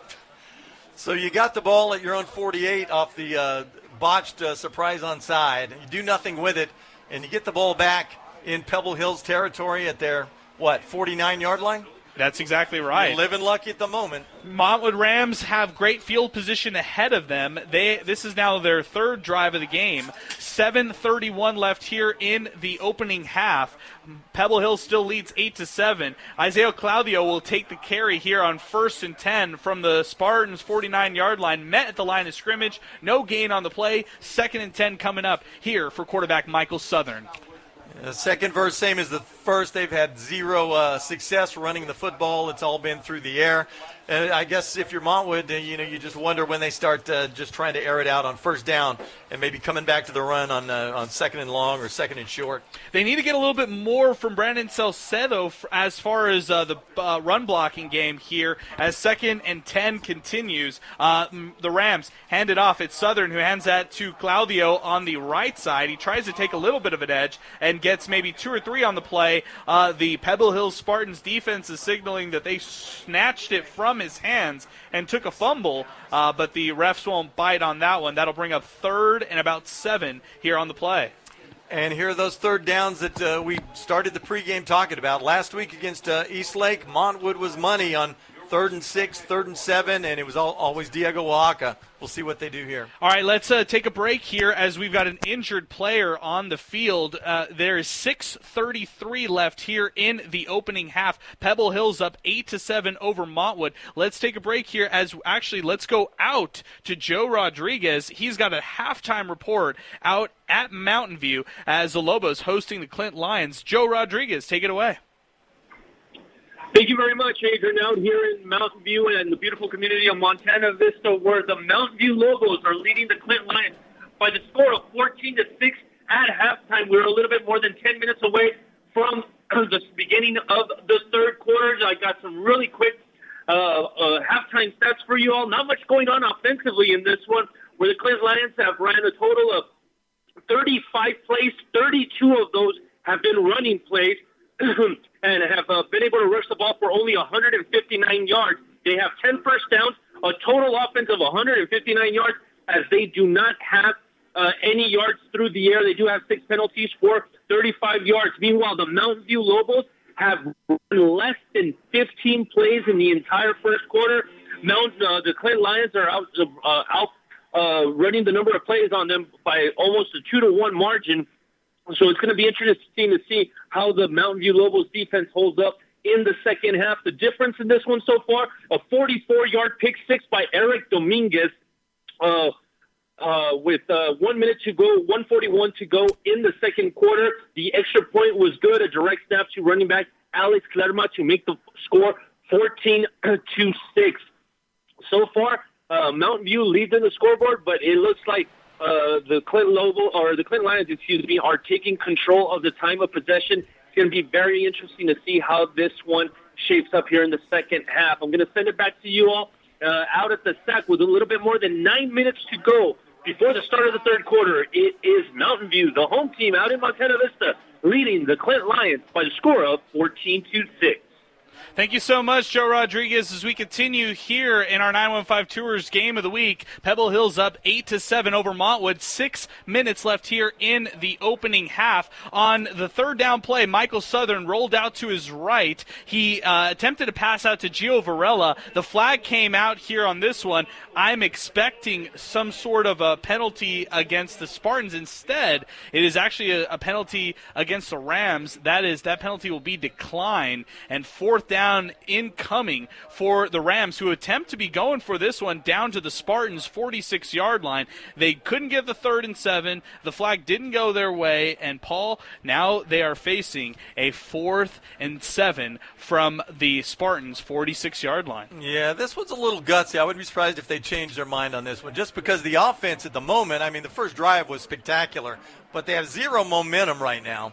And now you're going to try and go 4th and 7 near midfield and possibly give Pebble the short field. Montwood attempting now. It looks like they're going to be punting. They just take the delay of game here. And 6:17 left here in the opening half. Spartans up 8-7. Well, so much for the 100 combined points there, Paul.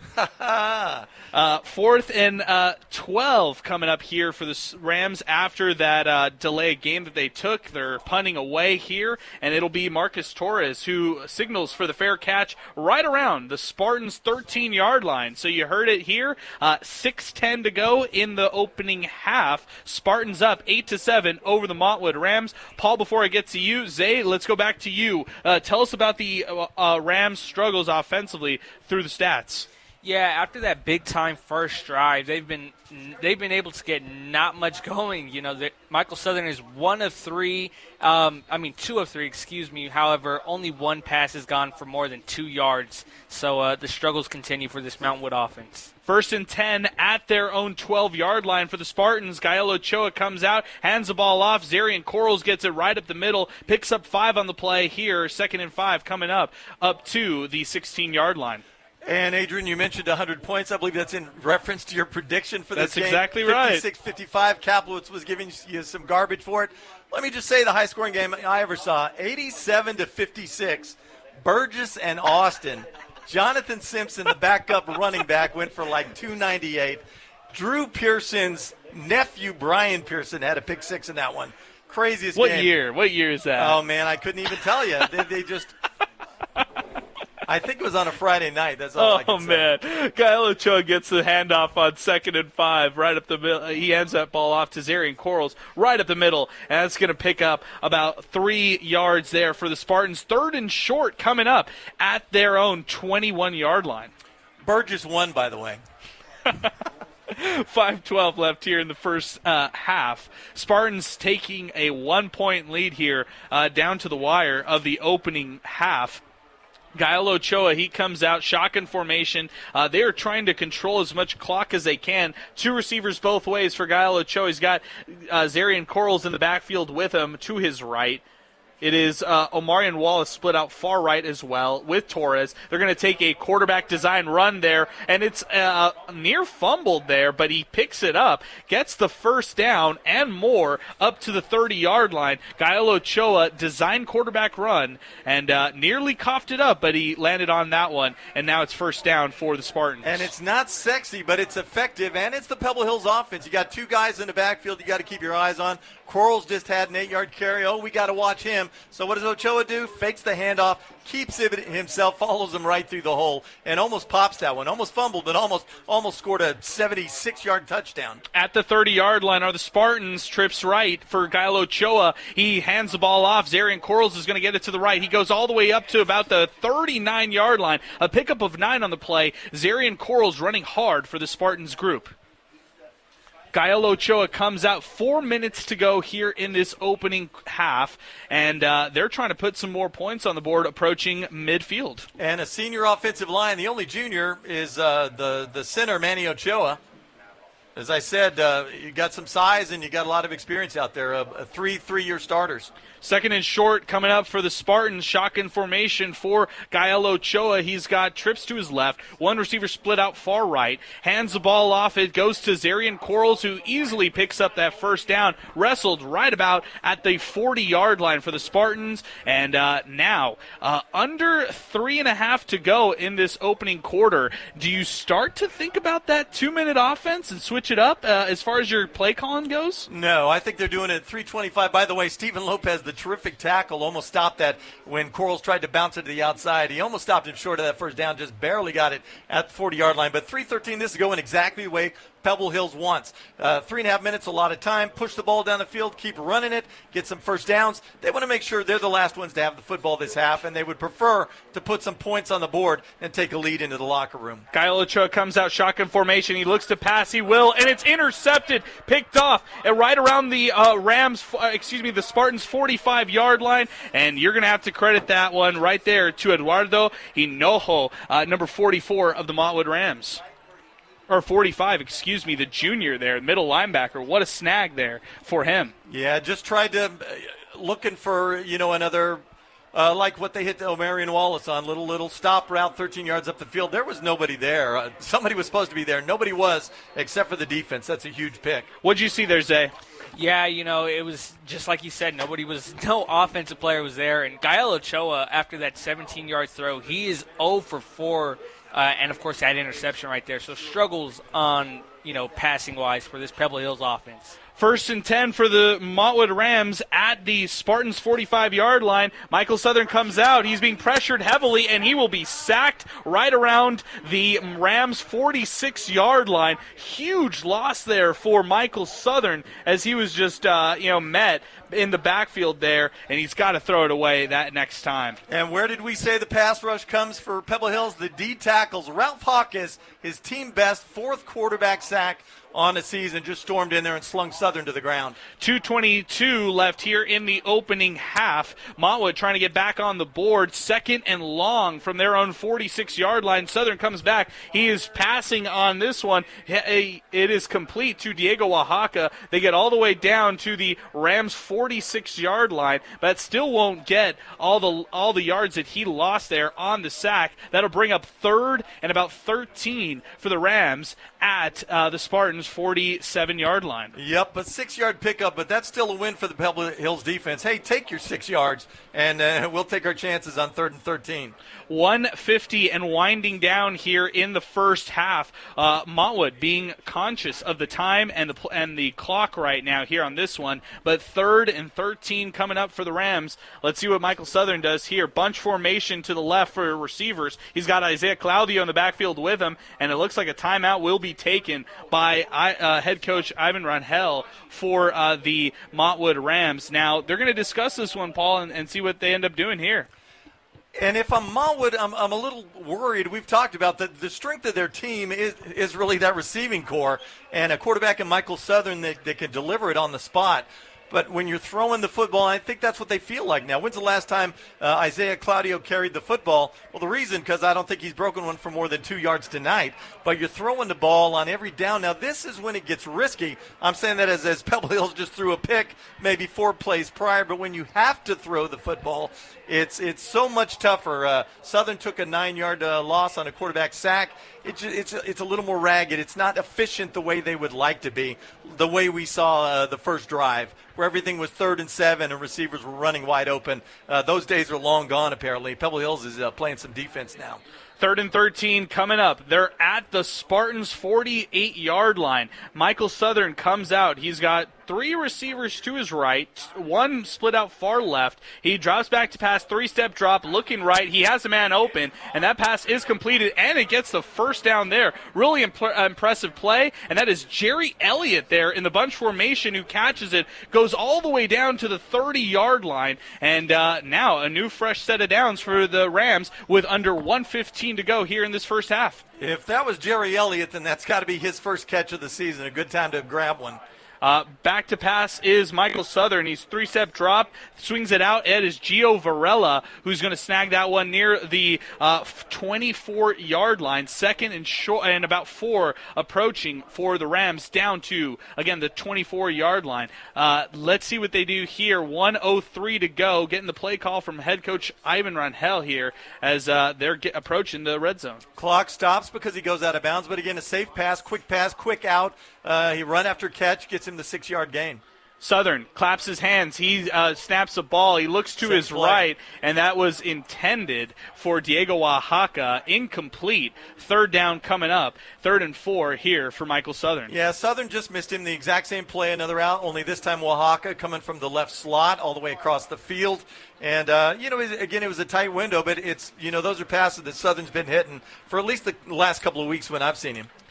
Yeah, that's number 88 over there. And Jerry Elliott, making a rare appearance here for the Montwood Rams receiving core. I had to do a double take there, Paul. I heard your voice of apprehension there. Yeah, no sarcasm in there. 3rd and short for the Montwood Rams as they come out. 3-step drop for Michael Southern. He passes a short dig route. It's Oaxaca who goes all the way down to the 11 and gets out of bounds there. 50 seconds to go here in the opening half. Montwood threatening here down to the 11-yard line. A 13-yard pickup, and that's just a 2-yard route, and that thing's going to be stopped short of the first down, but we said he's not overly athletic, but he finds the speed, gets the left corner, actually gave a little ground to get past the pursuer to turn that corner and pick up the 13 yards. That's all Oaxaca right there, starting from the fact that he's running at top speed and is still able to just snatch that one on the fly. 1st down for the Rams at the Spartans' 11-yard line. Southern comes out. He's throwing on this one. He looks to his target in Gio Varela. It's over his head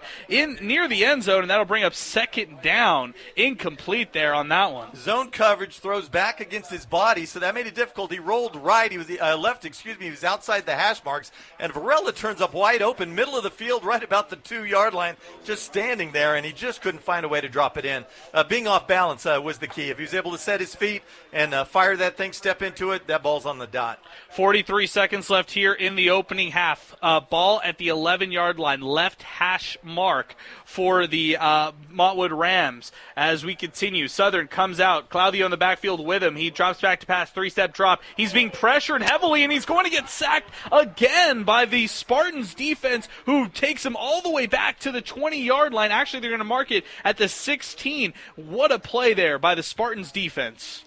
And, it's the second time. Remember the first time it turned out badly because Oaxaca caught a ball in 4th and goal from the 27. So to be seen. 34 seconds on the clock. The good news for Montwood is they've run the clock down. Whenever Pebble gets it back, a team that's more of a running team than a throwing team, I don't think they're going to be able to stick one on them in these final 30 seconds. They're going to mark this 3rd and 18 from the 19, if that makes any sense. And Michael Southern, it is a timeout right here for the Montwood Rams. But, Zay, I'll bring you back in. Tell me what we're seeing right here from this Montwood offense. Yeah, Paul talked a lot about how Diego Oaxaca is Southern's security blanket, and he's showing why so far. 6 receptions, 60 yards, so he's really those dink and dives, little short routes and short concepts. So, and other than that, Southern is 11 for 17, 123 yards. He's having himself a pretty solid game and a very efficient game at that. I was going to say, I would think right here, who are my 6-foot receivers? Well, one of them is Alvarez, Caleb Alvarez, who's he's made a lot of big catches. I think he has maybe 8 touchdowns coming into this one. The other one is the tight end type, number 81, Brandon Salcedo. Tall kid, good hands. Who are my tall guys? Maybe that's who I'm throwing to, maybe down the seam. 3rd and long here coming up for the Rams down to the Spartans' 19-yard line. 3rd and 18 coming up. Southern comes out, back to pass, 3-step drop. He looks to his right. He's going to be flushed out of the pocket. He's going to take it himself down to the 10, and he's pushed out of bounds near the 3-yard line. Actually, that's going to be marked at the 9-yard line. Right. And, well short of that first down. 4th down coming up for the Rams. What do you do here? But that's still a key play. If you have any kind of a field goal kicker on your sidelines, bring him out there. Ball's at the left hash. It'd be about a 25-yard kick. You kick 20-yard extra points all the time. You got a chance to take the lead into halftime. Do it. It looks like Joaquin Roman heard you, and he's trotting out to the field, getting ready to kick this one. Who doesn't have a single field goal yet this year, 0 for 2. This would be the first. Roman attempting this one. 4th down, 7 to go here for the Rams. Kick is up. It looks low, and that is no good. Left. Snap hook to the left. Any good golfer knows what I'm talking about. 21 seconds left here in the opening half. Pebble Hill still leads 8-7 over Montwood. Points have been hard to come by, guys. And now the Spartans get the ball. 21 seconds left. After the interception, do you attempt to try to score here with just 21 seconds to go? No. 3 timeouts to go. The one thing, if I'm Pebble Hills, I'm feeling pretty good about. Number one, I'm ahead by a point. That's not a lot, but if this game gets down close, you always lean toward the team with a field goal kicker. Pebble Hills has one. Aaron Ortega, what was it, first game of the season, the kick with 1 second left to beat Canutillo. He can knock one through. Hawkes yet to be proven. That's his 3rd miss in 3 tries this year. Now that'll bring up 1st and 10 from the Spartans' 20-yard line. And it looks like they're just going to run this one, take a knee, and send this one into halftime. What a first half we have out here at the SISD Student Activities Complex. It's the Pebble Hill Spartans who lead the Montwood Rams 8-7 in our 915 Tours Game of the Week. Second half coming up, along with stats, live coverage, and more. We'll get out to all our reporters across El Paso, including Jeremy Caranco out at Eastwood Socorro. We'll hear from J.D. Sursley from Riverside San Eli. We'll hear from Joe Rodriguez out at Clinton Mountain View. All coming up next as Football Friday Night continues. You're listening to our 915 Tours Game of the Week special coverage out here at the SAC as we continue on 600 ESPN El Paso.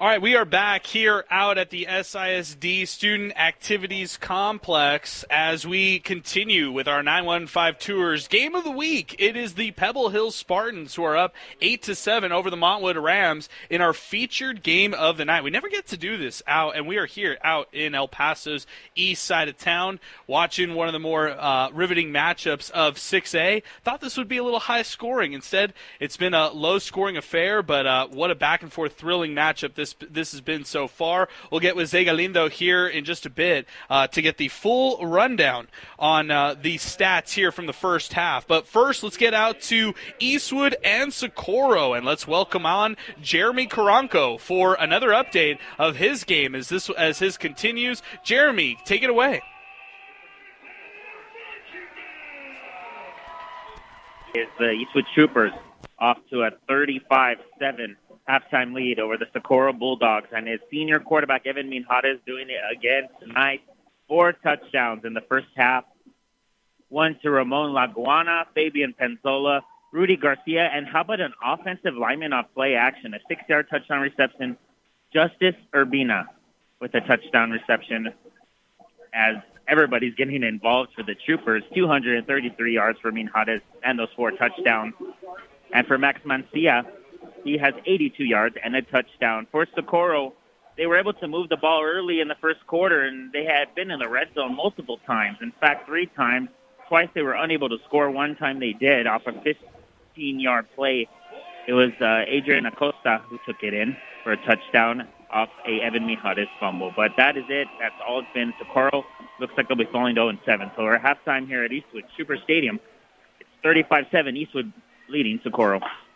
Great stuff, Jeremy. Really appreciate that. As we continue, let's get out right now to another interesting matchup. Let's go out to J.D. Sursley, Riverside, and San Elizario. This one taking place right now. J.D. Sursley, take this one away. Yeah, interesting is definitely the word, Adrian. So it is right now Riverside 62, San Eli 0. After halftime, the coaches said, Derek Vasquez, Noah Ramirez, Carlos Rojas, don't worry, y'all's night's over, because they had Derek Vasquez into the night at halftime with 4 touchdowns, 1 running, so 4 total, 207 yards passing. Noah Ramirez had over 103 yards running with 1 touchdown. Carlos Rojas ended up with 4 carries, 112 yards with 2 touchdowns. And then right out second half, 3 straight fumbles from San Eli started to rattle the points even more. Tristan Lopez from backup quarterback Derek Cardenas, 39 yards. Sebastian Archibecki got involved, and then Rick Trent just ran a 38-yard touchdown. And like I said, 3 straight fumbles.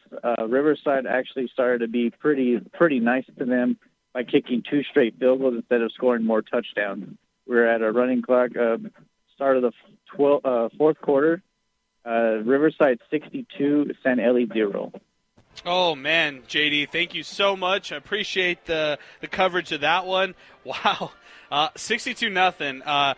Riverside up over San Eli. Man, that's a tough one right there, Paul. And, I keep that running clock going. That's all I have to say. Yeah. Being nice by kicking field goals. Yeah. That's the one that makes me laugh. Back in the Tom Work days, they used to just have a running clock started the third quarter. I can remember days where those work teams would just start downing the ball. I don't know if that was mercy or maybe, I don't know. Yeah. Even more in your face. Hey, these guys are downing the ball in the third quarter. Hey, we'll get out to Joe Rod here in just a little bit. Also want to mention that J.D. Sursley can give us a call, Angel, as soon as his game is over for a wrap, and we'll get out to him quickly here from the SAC. Let's go out to Joe Rod as we get ready for an update for Clint and Mountain View. Joe Rodriguez on the call. Joe, take it away.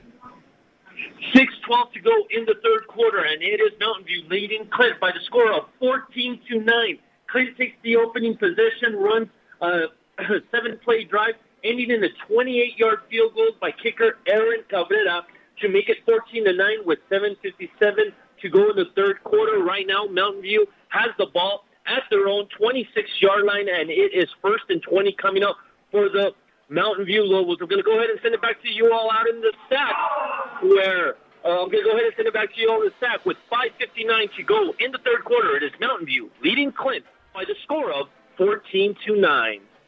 Joe Rodriguez, great job there on that one. Give us a call for any hot action. We'll get you on right away, Joe, as that one's a great one. Mountain View Clint 14-9 there, Paul. That's an exciting matchup right there. Yeah, and no surprise. I mean, we always have a game of the week. If Mountain View had a beautiful press box like we're sitting hey, no hate over there. We would have had to. No. Well, we're just talking about size this time, not quality of play. That could have easily been our game of the week, the biggest game in that 4A Division II district, almost every year without exception. Hey, as we continue here for our 915 Tours game of the week, let's bring on Zay Galindo for some halftime stats. Before we do that, just want to mention for our Football Friday Night broadcast, each and every halftime show is brought to you by the El Paso Association of Builders. Again, real high school football action brought to you by Real Texas Builders. Ask your home builder if they're a member of the El Paso Association of Builders, the home of Real Texas Builders. Visit them online at elpasobuilders.com. Zay will bring you back in the mix. Let's run it down. Stats, we'll start it off with the leading Pebble Hills Spartans, who are up 8-7 over the Montwood Rams here in our 915 Tours game of the week. Give us the rundown on the Spartans. Yeah, the Spartans already up to 100 yards on the ground today, and they're led by, of course, their star running back, Zarian Quarles, who already has 56 yards on the ground on 11 attempts. However, Gael Ochoa, he has the only touchdown of the day for the Spartans. Of course, that 3-yard quarterback sneak, but apart from that, he has 38 yards, and it's just been a rough time passing-wise for Pebble Hills. Gael Ochoa, 4 straight incompletions, including that interception before halftime. So he's 1 of 5 for 17 yards and interception. If he can get that going, this offense would look, a tad bit better. However, they're getting a lot of push up front, which results in that 100 yards on the ground. Meanwhile, for Montwood, they're unable to get anything going on the ground, at least for Isaiah Claudio, who 7 attempts, only 7 yards today. Meanwhile, Michael Southern, 3 attempts for 27 yards. He's not a guy who likes to get involved on the ground, but there have been a couple lanes that have opened up when he drops back to pass. So good to see him, 27 yards on the ground. And total, the Rams only have 34 yards rushing. So we'll see if they can get that going in the second half. Meanwhile, Michael Southern, 11-17.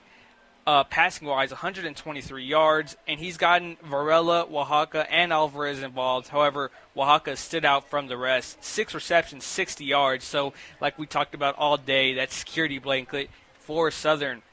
Both teams really even yards-wise. Montwood, 157 total yards. Pebble Hills, 117. So we'll see who can pull away. 2 polar opposites when it comes to, statistical production. One heavy passing, one heavy on the ground. What's the distribution like for both teams, run pass right now? Yeah, so Montwood 34 yards on the ground, 123 yards passing. Meanwhile, for Pebble Hills, 100 yards on the ground, only 17 yards passing. So just complete polar opposites. Wow, that's good stuff there, Zay. I appreciate that as we continue. Paul, can I bring you on now for the scoreboard here as we continue? Yeah, one other, we heard all the local scores, but one other of local interest, Anthony, which won their first district game a week ago. That was surprising enough. Well, a little bit of reality as they travel down to Forzon tonight. This one's a final, 60-14. Forzon wins that one. They stay undefeated in their district. Anthony falls to 1-1. As for the out-of-town scoreboard, some interesting games out there. Odessa Permian coming off that loss last week to Odessa High. Boy, that one's got it smart. Well, they're in a dogfight with Legacy. Legacy just took the 31-24 lead. That one headed into the fourth quarter elsewhere. Midland leads Friendship. Wow. Friendship just took their first loss a week ago to Midland Legacy, formerly Midland Lee. Well, now they trail 38-21 over undefeated Midland High. This Montwood team we're looking at tonight, new head coach, first game of the season. We traveled to Midland, 38-13 final. Oh, come on, Montwood. You ought to be able to handle Midland, shouldn't you? Well, that Midland is now 7-0, and as I said, taking care of a good Friendship team at Friendship up in the Lubbock area, 38-21, as they look to move to 7-0, 2-0 in that district. And boy, will they ever throw a monkey wrench into all that big school, small school stuff. Them and Odessa as well. That's going to be interesting the last 3 weeks of their season. Yeah, you talk about one 6A gauntlet. How about the 2 6A gauntlet that's going on right now? Where the bad teams are playing like good teams these days, and teams like San Angelo Central, not so much. 1-5, no score as they travel to Odessa tonight. 1-5A, Lubbock Cooper, the Pirates, 35-31. They lead Abilene. That's the same Abilene that beat Odessa Permian out of the gates week 1. So this is the battle of maybe the 2 top teams in that district. At Abilene, the Lubbock Cooper Pirates, they always go deep into playoffs. They're in Big 5A the last couple of years. So we'll see what they're able to pop up with. Thursday nighter, Amarillo all over Lubbock Coronado, 60-14. When that one moved to 2-1 in the district, Coronado falls to 1-1, 2-4 on the season. 1-5A Division II, maybe the class of that district. Wichita Falls Rider travels to Abilene Wiley. Wiley actually got these guys last year. Looks like payback tonight in Abilene. Wichita Falls Rider 34-14. They lead Abilene Wiley. Down to 2-4A Division II, Lubbock Estacado and Andrews at Andrews. 45-14, Estacado about to move to 6-1 on the season. Andrews, they're going to fall to 4-4, 1-1 in that district. A couple of other scores to the Clint lovers and the Mountain View lovers. That district, 1-4A Division II. Fort Stockton, the team that handled Clint, turned a 21-21 halftime tie into, I think it was 49-21 final. Well, they're getting their comeuppance tonight at Monahans. Clearly the class of that district, Monahans, 49-21. That's a late score. Both of those teams undefeated. Fort Stockton looks like they're going to fall to 6-1 as Monahans moves to 7-0. And I pity the El Paso team that has to travel to Monahans, and even the ones that have Monahans coming here and has to play those behemoths. One more, West Plains, all over Levelland. This is 2-4A Division II now. These are the teams that Clinton, Mountain View, if they're lucky enough to make the playoffs, will have to face. West Plains, 68-13, all over Levelland. Levelland going to fall to 0-2. West Plains 1-0 in the district, going to be 7-1. Seminole, all over Borger. Lastly of all, they're going to go to 7-1. They lead Borger 41-0 and for the first time tonight. Adrian Broadus, that is your out-of-town scoreboard. Man, they don't pay you enough for this, Paul. That is brought to you by Ignitify. Finding a trustworthy person to work on your AC might be difficult. Well, Ignitify is here to help. They have over 20 years of experience here in El Paso. They have a 5-star rating on Google as well. Don't take it just from us. Just call them today. Set up an appointment. Ignitify is known for their maintenance and their repairs to your cooling system. So if you are getting ready to gear up here for the winter, if you're converting here with the furnace, visit ignitifyep.com to get started and schedule an appointment today with Ignitify, our sponsor here of our scoreboard.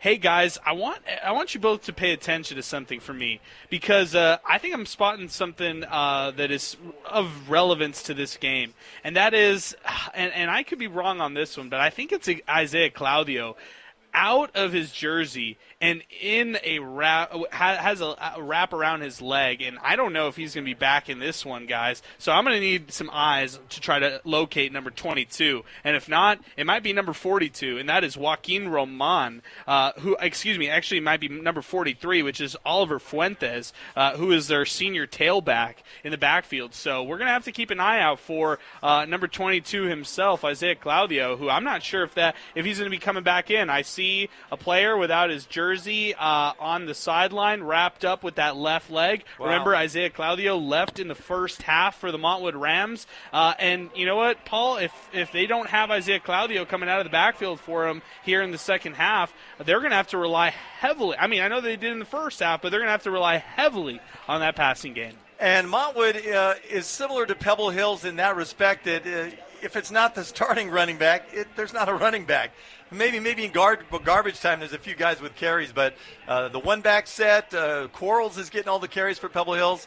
Claudio's getting all the carries for Montwood, and that's usually right around 20 a game just to keep things balanced. But I think Montwood is past the point of balance anyway. I think they're just they're going to air it out. That's pretty much who they are. That's what they're going to do. Maybe occasionally out of a spread set they'll slip it inside, or Southern will run a quarterback draw. But I think they're going to go as far here in the second half as the passing game carries them. Second half action about to get underway here as we continue here in our 915 Tours Game of the Week. I'm Adrian Broadus. Alongside me are my broadcast partners, Paul McKinnon and Zay Galindo, as we continue here on our coverage, our special edition coverage of a full game broadcast here for Football Friday Night as we continue. We got Angel Munoz, we got Danny Pedroza back at our River Oaks Properties Schoolyard Sports Studio doing a great job producing the entire show, and unfortunately we don't get a chance to just see Angel Munoz. That's the only bummer of being on location.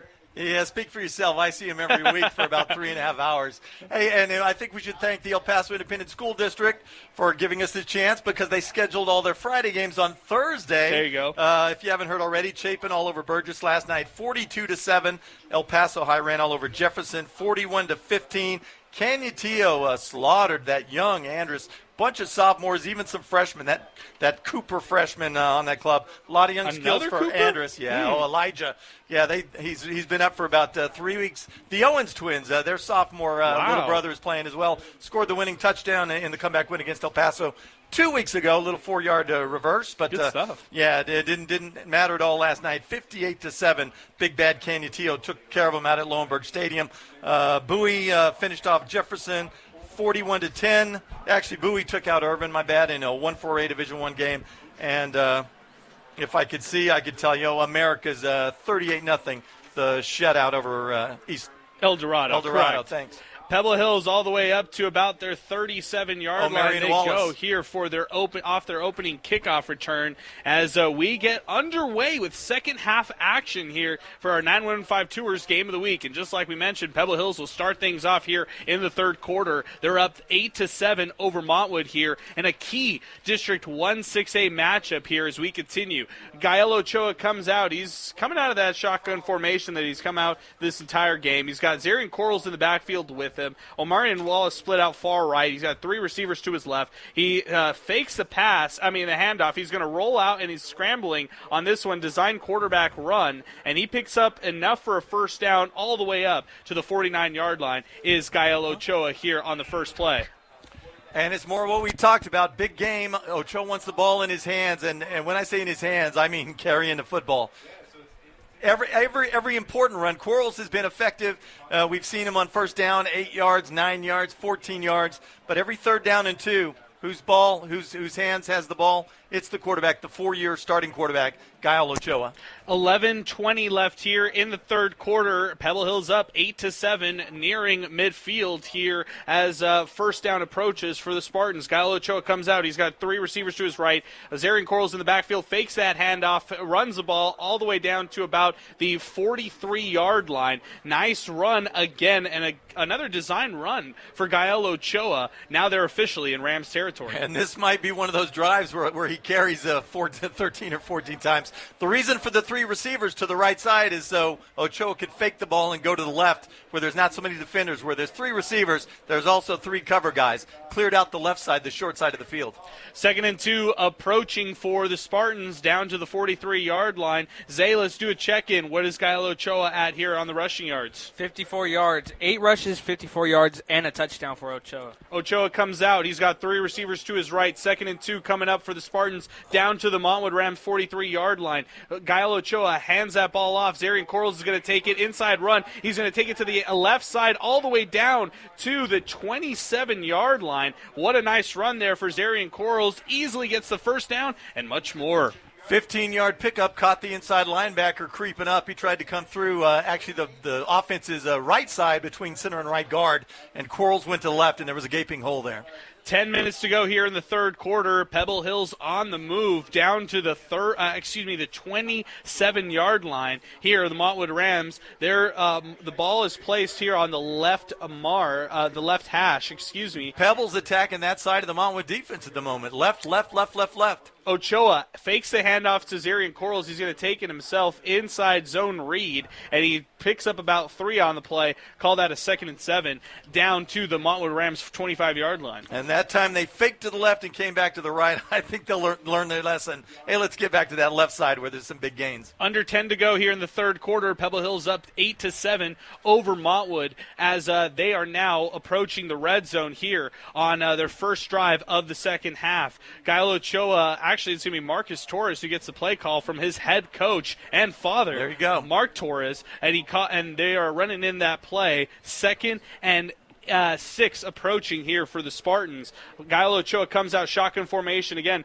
3 receivers to the left. He throws left, actually. It's going to be Brandon Cardenas, who goes all the way down. 10-5 touchdown for the Spartans right there. Brandon Cardenas, the senior, gets it on the quick wide receiver screen, and he bursts it out there for a touchdown. Pebble Hill's now up by a touchdown. Yeah, the perfect call as the defense was coming. You could see 3 Montwood defenders with nobody in front of them. They had to think, wow, how did we come through unblocked? Well, there's a reason. Because they let you through. You know the guys that are supposed to be blocking you? They've all gone out to the left side. And as Cardenas cuts that thing back up toward the right side, here come those big linemen to wipe people out. It looks like the offense will stay on the field here to attempt the 2-point conversion. Remember, Pebble Hills went for it on 2 on the first drive. They're up right now 14-7. Let's see if they can get 2 on this one. 2-point conversion coming up. Ochoa rolls out to his right. He's looking back left. He throws it back, and that is Marcus Torres who catches it in the back of the end zone. 2-point conversion is good for the Spartans. They now lead the Montwood Rams 16-7 with 8:55 to go here in the third quarter. And, of course, the consequence of that 2-point conversion, you're now 2 scores officially down, a touchdown and a 2-point conversion. That's only going to get you back to that point behind you already were. And those kinds of plays, they work almost 100% of the time. You roll to the right side. He came from the right side of the formation all the way back to the left side. So the roll right stops and throws it all the way back across the field. You know what? The coverage along the backside of the end zone was actually pretty good. That was a perfect pass from Ochoa. Just dropped it right in. Yeah, and I really liked Ochoa's urgency on that drive, Zay. Give us some stats that you saw here on that drive. Yeah, Ochoa barely his second completion of the game, but of course that went to Cardenas for that 25-yard touchdown. So 2 of 6, 42 yards for Gael Ochoa. And Torres gets the catch on the 2-point conversion, but of course that doesn't even count. Right. It's a conversion. 8:55 to go here in the third quarter. Again, Spartans up 16-7 over the Montwood Rams. Ortega set to boot this one out. Remember, they went for the onside kick earlier. This one is now a booming kick in the back of the end zone. Touchback coming up here for the Montwood Rams. And their second drive, or actually their first drive of the second half, approaching here for Michael Southern, the senior quarterback. And now we're keeping our eyes peeled for Isaiah Claudio. Is he on the sidelines or is he into the contest? And even if he is healthy, I wouldn't be surprised if these guys just decide to go empty and go 5 wides. One of them, of course, your tight end, Brandon Salcedo. Yeah, let's call it Oliver Fuentes the backup running back here for the Montwood Rams next to Michael Southern. No sign of Isaiah Claudio on the sidelines. Handoff goes to Fuentes right there up the middle. He's met at the line of scrimmage. No gain on the play. That'll bring up 2nd and 10 from their own. Actually, they're going to give him a yard on that one, maybe. Yeah, what you got? 2nd and 9. Yeah, I believe that's Max Fuentes. Is Maximilian Fuentes one of the core 4 receivers here a year ago? I believe that's his little brother. When Fuentes went down, the Steve kid they replaced him with, whose little brother, by the way, I think is Jordan, is a junior on this ball club. Fuentes in the backfield with Southern. Southern takes the snap. He's looking to pass here, being flushed out of the pocket, going to have to run up the middle, scrambles for over 10 yards there, gets easily the first down, maybe more, all the way up to the Rams' 39-yard line on that pickup. Southern comes out. He's getting the play call. They want to go a little faster here on this drive. It is shotgun formation. Again, he's got Fuentes in the backfield with him. 3 receivers to his right. 1 receiver split out far left. That's Caleb Alvarez to his left. And Southern takes the snap. He fakes the handoff. Quick pass. That goes to Oaxaca all the way up to about the 48-yard line before he's wrestled down there. Pickup goes for almost 10. They might give it to him. Let's see where the spot goes. And what a snatch by Oaxaca. That's a 3-yard pass, and it's behind him. He reaches behind himself, and still finds a way to re-accelerate and get, wow, I can't believe they gave him a first down. That looked like an 8-yard gain to me, but what a catch.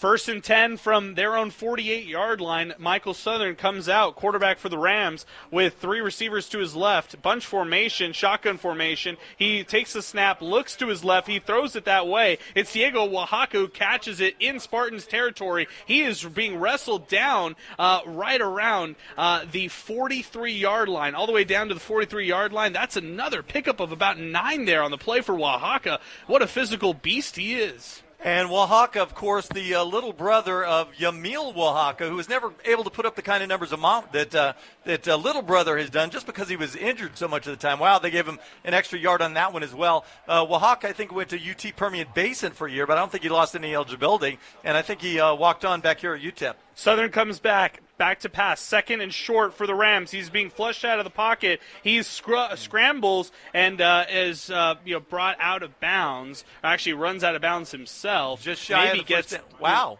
They might give him that first down. They did. The ref is standing, looks to me like he's standing short of the stick. And then he's the one that waved it. Yeah, first down. He said move the chains, and that's what they did. Rams down to the 42-yard line of the Pebble Hill Spartans. 1st and 10 coming up for Michael Southern. Let's take a break right here. 6:44 to go here in the third quarter. Pebble Hill's up 16-7. Let's go out to Joe Rod, who's got an update. Clint Mountain View. Joe Rod, take it away. 8:19 to go in the third quarter, and the Clint Lions have taken the lead over the Mountain View Lobos by the score of 17-14, a 13-play, 75-yard drive ended in a 1-yard touchdown run by running back Colin Ivy, his 2nd touchdown of the night, 7th of the season. Daniel Ponce with a 2-point conversion. That was good. That was at the 8:41 mark. Mountain View took the ensuing possession at their own 35-yard line with a 3rd and 9 coming up here with 7:57 to go in the game. It is Clint leading Mountain View by the score of 17-14. What an exciting back-and-forth thriller that is, Paul. Clint, Mountain View with the Lions taking the lead there in the second half. Clint went to 12. Is it 12? I think it's 14 consecutive playoff appearances. And last year that streak was snapped, and they are not happy. They know they got out. The team that got in and they got out was Mountain View. Mountain View squeezed into that 4th and final playoff spot. Clint knows they have to win this contest. By the way, last year, crazy game as well, 28-27. Clint up 28-zip at half, and the Mountain View came all the way back, missed a 2-point conversion at the buzzer, lost 28-27. Fuentes gets the carry, 1st and 10 for the Rams, down to the Spartans, 36-yard line, it looks like. Pickup of about 4 yards, his most productive carry so far. Yeah, you read, Mom, not just his most productive. I think that's the best run for a non-quarterback for Montwood in this contest. What say you, Zay? Is that the first time that we've seen a productive run for the Rams? Yeah, it looks like it. Other than Michael Southern's scrambles. Right. Southern's pass attempted for Caleb Alvarez on the left side, 2nd and 5, is incomplete. That'll bring up about a 3rd and 5 down to the 37-yard line of the Spartans here for the Rams. And Alvarez has been invisible in this contest. That ball's low, and he's a tall guy, but he's got to get down there and get that one. That's a catchable ball. We've got 6:13 left here in the third quarter. Spartans up 16-7, 2-score game over the Rams. Montwood down to the Spartans' 37-yard line. 3rd and 7 approaching here for the Rams. Southern comes out. He's got Fuentes in the backfield with him. Back to pass, 3-step drops. He's being flushed out of the pocket. He's going to have to scramble on this one. Gets down to the 30, to the 25, all the way down to the 22-yard line. Nice scramble by Michael Southern, making something out of nothing. Extending the drive, gets the first down all the way down to the Pebble Hill Spartans' 22-yard line. Yeah, 14-yard pickup. Not the way Montwood wants to be moving the football. But, I mean, if Southern keeps picking up those first downs, I think for Pebble it's a matter of, do we want to stop their receivers or do we want to stop Southern? Do we want to just play lanes and keep him in the pocket so we can pick us apart? Or do we try and put some pressure and put him on the ground? Southern back to pass, throws it. It's underneath right there to Oaxaca, all the way down to the 10-yard line, nearly hurdled a defender. And that one almost, actually it will get another first down for the Montwood Rams, and Diego Oaxaca is taking over this game. the king of the crossing routes again from the right side of the formation, and Southern just dropped a dime, pretty good coverage, and he just threw it exactly where you had to throw it, where Oaxaca could catch it, stay at top speed, and turn the corner, and oh, by the way, try to hurdle a tackler at the 10-yard line. 1st and 10 from the 11-yard line. The Rams come out in a shotgun formation. Fuentes to the right of Michael Southern. He drops back to pass here. 3-step drop. He's being pressured heavily. It's a running back screen to Fuentes. Fuentes gets it down to the 10, and it's a fumble. Ball is out. The Spartans claim that they have it. Let's see if they do. The referee has not signaled anything yet. Yeah, yes, there he does. It's Pebble Hill's ball. Ball out. Fumble there by Fuentes, and the Pebble Hill Spartans not only hold, but they will take over after the turnover. What a great play there by that Pebble Hills defense, and they were aware of that one. Oliver Fuentes took the running back screen to the left side, and they were just they were able to punch it out, fall on it. Spartans will get the ball at their own 10-yard line, and they're up 16-7, 5:24 to go here in the third quarter. Pebble Hills, what a play defensively. Yeah, it was the perfect call because you had the blitzer coming off the edge, off the defense's right side. But the play just a little out of sync, the ball a little high. Fuentes had to kind of jump up a little to catch it. And as I said, it just slowed the play down by about a half a second. And Fuentes was able to, get going upfield, but he got blown up at the 10 and couldn't hang on to the ball, obviously. Zay, we'll swing it back to you here on this one. Give us the rundown. I mean, it was the Michael Southern show on that one, but not ending in a touchdown. That's how we will remember this drive. Yeah, Southern was firing left and right, and on the ground, he actually 6 rushes, 55 yards. That's right behind Gael Ochoa's 56 yards on the ground, which is not what I expected coming into this game. But Southern was playing. He got his team right down into the red zone. Unfortunately, that fumble will derail a rather good drive from Montwood. What do you have for Diego Oaxaca now? What is he up to? 9 receptions for 91 yards. So that security blanket, wow. We talked about it all day. He's really coming alive in the second half, though. Puka Nakua right there. That's who he's looking like. And his season best was that 11 for 120 a week ago and a couple of scores. Could have had 3 except on the third one. Flipped the peace sign at the 2-yard line, and they said, hey, buddy, that's unsportsmanlike. Love it. 5:24 left here in the third quarter. Pebble Hill Spartans will take over at their own 10-yard line after the turnover was forced by that defense. Gael Ochoa comes out. It's that shotgun formation that we all know. Trips on the left. He's got one receiver split out far right. That's Wallace. He's going to take, I'm talking about Gael Ochoa, the quarterback draw and keeper himself. That's going to pick up about 5 all the way up to the 15-yard line. 2nd and 5 coming up here for the Spartans. And more of the same. Ochoa wants to put the game in his hands. That's what he does. The one thing these guys have been so good at the last 3 years is having clutch, long, time-consuming drives. A lot of times it's from behind to nip people. We mentioned Eastwood when Ochoa was a sophomore. 2-point conversion with seconds left. This game last year between these two, they drove the field and punched one in. Ochoa from 8 yards out with 19 seconds left. If they put one of those on here, they're already up 2 scores. They take another 6 minutes off the clock and put more points on. Montwood's in big trouble. Gael Ochoa hands the ball off. It's Quarles who gets the handoff. He runs to the left side, easily picks up 7, maybe a little bit more. And, call that a pickup of 7 all the way up to the 22-yard line for the Spartans. Zarian Quarles, he's been running hard tonight, and he's somebody who the Spartans really like. Give me his totals tonight. Yeah, Quarles having a really, really good game. And after that carry, he's up to 13 attempts, 77 yards on the ground. And he looks better, that I've seen him. He didn't get a lot of play against Socorro, obviously, just because, they eased up a bit. But he's usually a 70, 80-yard guy. There's only been a couple of games. I think Gerardo, he busted a 52-yarder on one of the first carries of the game and, went for well over 100. Ochoa takes the quarterback keeper himself, trying to dance around a couple tacklers, and then he's brought down right around the 25-yard line. A little bit of a scrum going on close to the press box sideline, but nonetheless, 2nd down, about 7 to go here for the Spartans. And that time Ochoa just got a little too cute, like he's done a couple of times, that decides to dance outside when he could have cut it in and picked up an easy 5 yards. But he tried to, as I said, hit the right side, and Cam Harrelson, the left side corner, just stepped up and blew him up.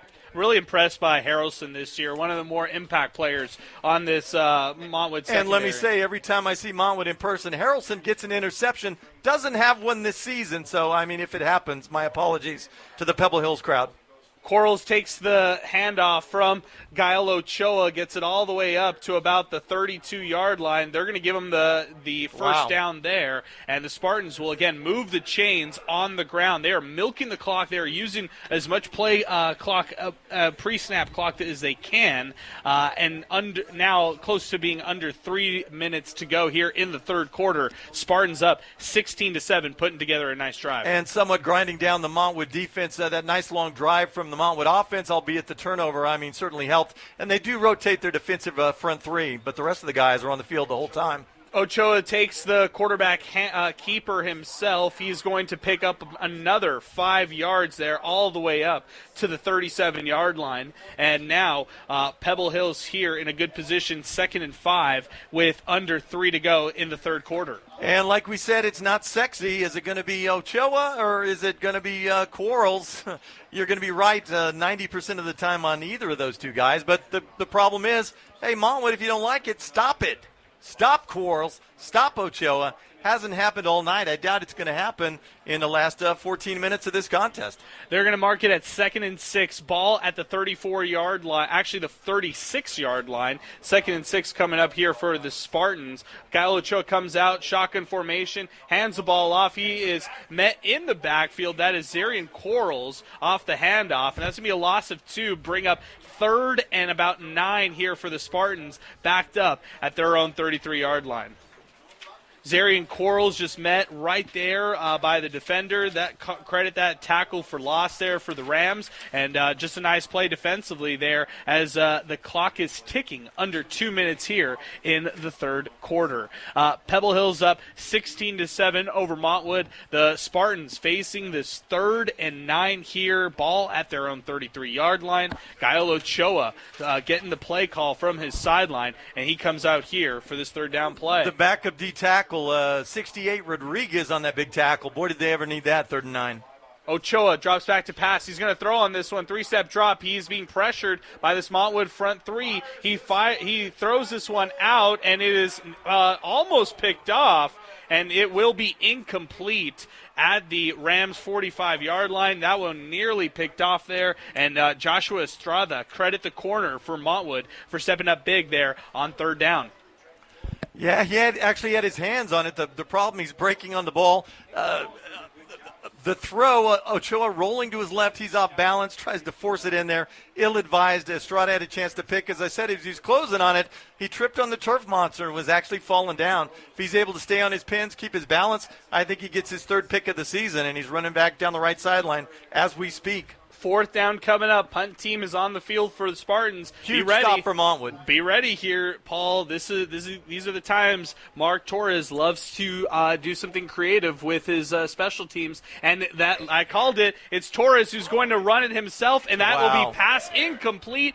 Turnover on downs, and yep, I called it there. It was the punt fake right there, fake punt, and. Yeah, Marcus Torres unable to complete a pass. Had a little bit of field ahead of him there. Paul wanted to pull it back and throw it, and, about 10 yards short on that pass. And, again, I think another case of just too cool for school. We already made fun of Mark Torres a couple of weeks ago for the End of the Americas game. You're up a couple of scores. The game's in your favor. You just had a big turnover. You broke Montwood's heart. Kick the ball 30, 40 yards down the field and make them travel another 60. You give them the ball to 33. We're still in the third quarter. Let's They're keep down this 9. game exciting for our 915 Tours Game of the Week as Michael Southern comes out, passes to the flat of his left side, incomplete. It was out to Diego Oaxaca. 2nd and 10 coming up at the Pebble Hills 33-yard line. Talk about field position, but the only problem for the Rams here offensively is they have not been able to capitalize on good field position. And by the way, on that fake punt, Torres rolls right. The throw was rushed. That's why he skipped it in. 2 wide open guys down the right sideline. The quarterback, Gabe Ramos, stepped up and hit him as he threw. He was the reason that thing didn't get completed. Southern is going to scramble here on 2nd and 10. He picks up 10, maybe a little bit more after a nice scramble all the way to the left side. And, that will be enough for the first down, all the way down to the 23-yard line. Michael Southern running pretty nicely tonight. Zay, what are his totals at right now? Yeah, following that run, Southern is already up to 7 rushes, 65 yards. That's just been there all day, all efficient runs from Michael Southern. And it looked like he had the sideline. There was a blocker there. He chose to cut it up. I think that's a mistake that cost him at least another 12 yards. Southern fakes the handoff. He passes that one out. It's going to be Oaxaca who catches it. A little bit of a receiver screen. Won't do much. Maybe met at the line of scrimmage. No gain on the play. That'll bring up 2nd down, 10 to go for the Rams. Under 10 seconds left here in the third quarter. Let's see if they run another play or they let this clock wind up here as fourth quarter football gets ready to take off here. And that's what they're going to let this one do. This one is going to wind down here. Fourth quarter coming up. I can't wait for this one. This one will wind down here. We will continue with our coverage of our 915 Tours Game of the Week. It's the Pebble Hill Spartans leading the Montwood Rams 16-7. More in a moment right here on 600 ESPN El Paso.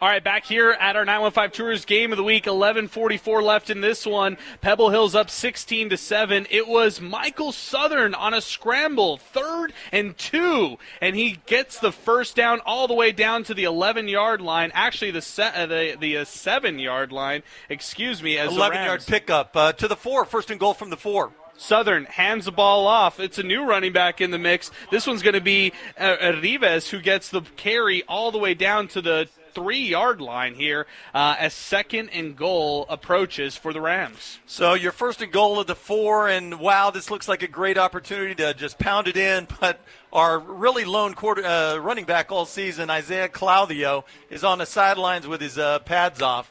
What do you do? Elder Rives is their option here in the backfield for Michael Southern.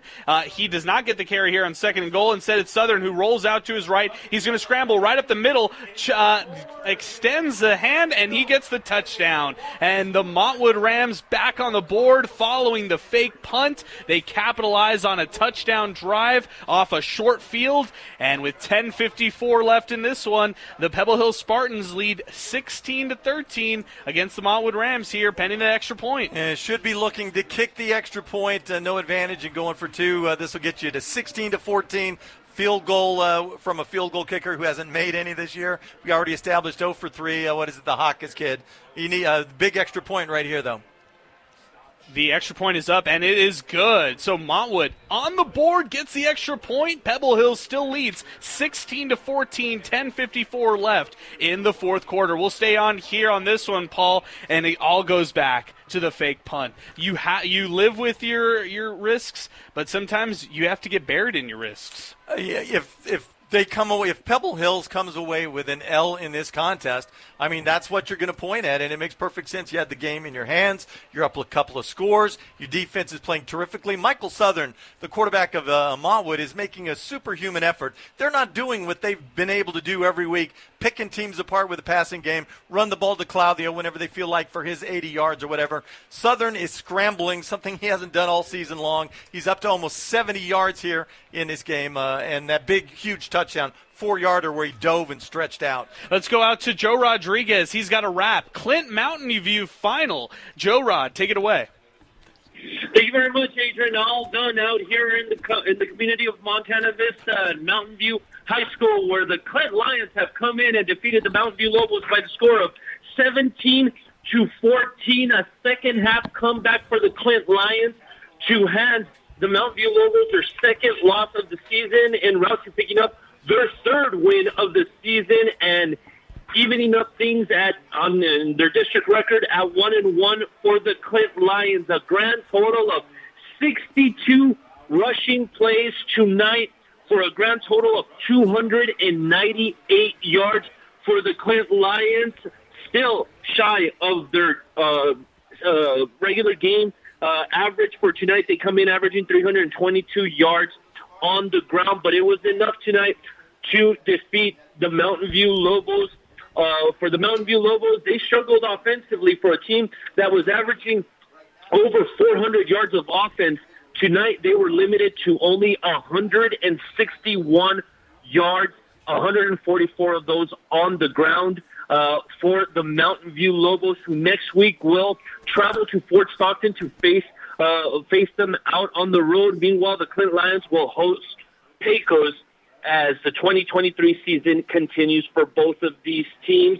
What a performance for the Clint Lions as they were able to do what they do best, keep the ball on the ground, keep possession of the ball, denying the offense for the Mountain View Lobos to get rolling. I'm going to go ahead and send it back to you all out in the sack. As for tonight, here out in Montana Vista, the Clint Lions have defeated the Mountain View Lobos by the score of 17-14. Joe Rodriguez, thank you so much. Great job, and what a finish. Clint getting a big victory over Mountain View. Heading back out here to our 915 Tours game of the week, Pebble Hills Spartans have the ball on their side. They're up 16-14. Zarian Corals with a first down pickup on their opening play here. They've already crossed into Montwood territory at the 49-yard line. Gael Ochoa comes out, fakes a handoff to Zarian Corals. He's going to take it himself. Quarterback keeper stretches it out, and he goes all the way down to the 41-yard line here with a nice pickup of about 8 on the play. 8-yard gainer. Second and short coming up here for the Spartans. 9:45 left in this one. And, Paul, if you're the Spartans, all you have to be thinking about is running this football. And I think, your coach just made a dubious call, a big play from Montwood. They have momentum. Hey, it's your offense. You're the 4-year starter. You're Ochoa, and you're going to drive it down the field, and you're going to punch this thing in, and you're going to make that fake punt thing totally academic. That's what's on their mind. 3 receivers to the right. Gael Ochoa comes out shotgun formation again. He's going to take his own quarterback keeper easily for that first down. Goes all the way down to about the 38-yard line. First down coming up here for the Spartans, and this just becomes a game of the clock. And this Pebble Hills offense has been pounding on this Montwood defense straight at them the entire night. If you weren't able to stop them in the first quarter, the second quarter, the third quarter, 9 minutes left in the contest. I mean, it doesn't get easier as you go along. You got big 300-pound guys like that Gaddafi dude, whatever his name is, pounding on you all game long. It gets tougher to make those tackles. They came up with a big stop the last time. Are they going to be able to right here?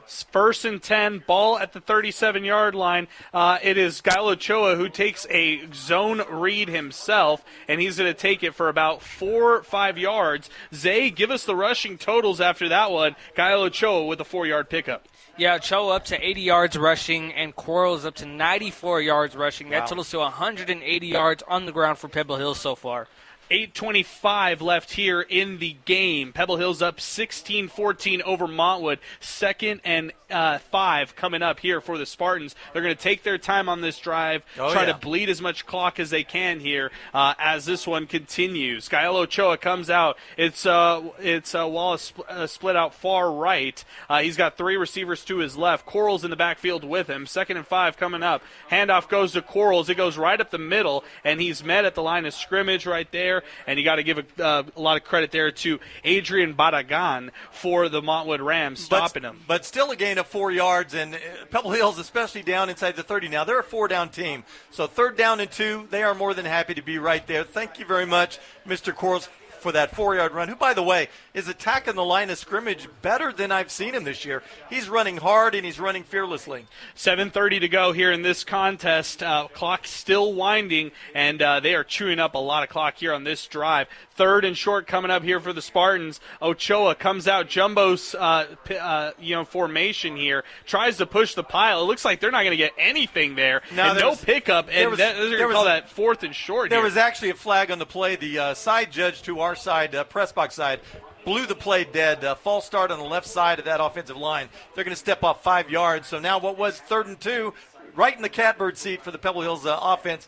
Now it's 3rd and 7. Do you dare even think about throwing the football here? No, I go back to your philosophy, Paul. This is 4-down territory. You run the ball twice, and you try to get a productive gain here on 3rd down. It's kind of like the Philadelphia Eagles, how they kind of do it. You know, they play for that 4th down. 3rd and 7, though, is maybe too far to try 2 running plays. Let's see what they do here. Gael Ochoa comes out. He's got 2 receivers both ways. Zarian Corals in the backfield with him. Ball at the 35-yard line here. Spartans trying to get some more points on the board. Handoff goes. It's a jet sweep, and that handoff is right up the middle there to it's Ochoa on the keeper himself. 4th and about 6 coming up here. Yeah, it was actually the fake of the jet sweep. Torres coming in motion, and I think it's just a case, and if Montwood's smart, they know it as well. Ochoa wants the ball in his hands. I'm not sure he even trusts himself to give the ball away to Torres on the jet. That might have been the right call coming to the short side of the field, but I think he's saying to himself, I am going to win this game. I think he's been saying it,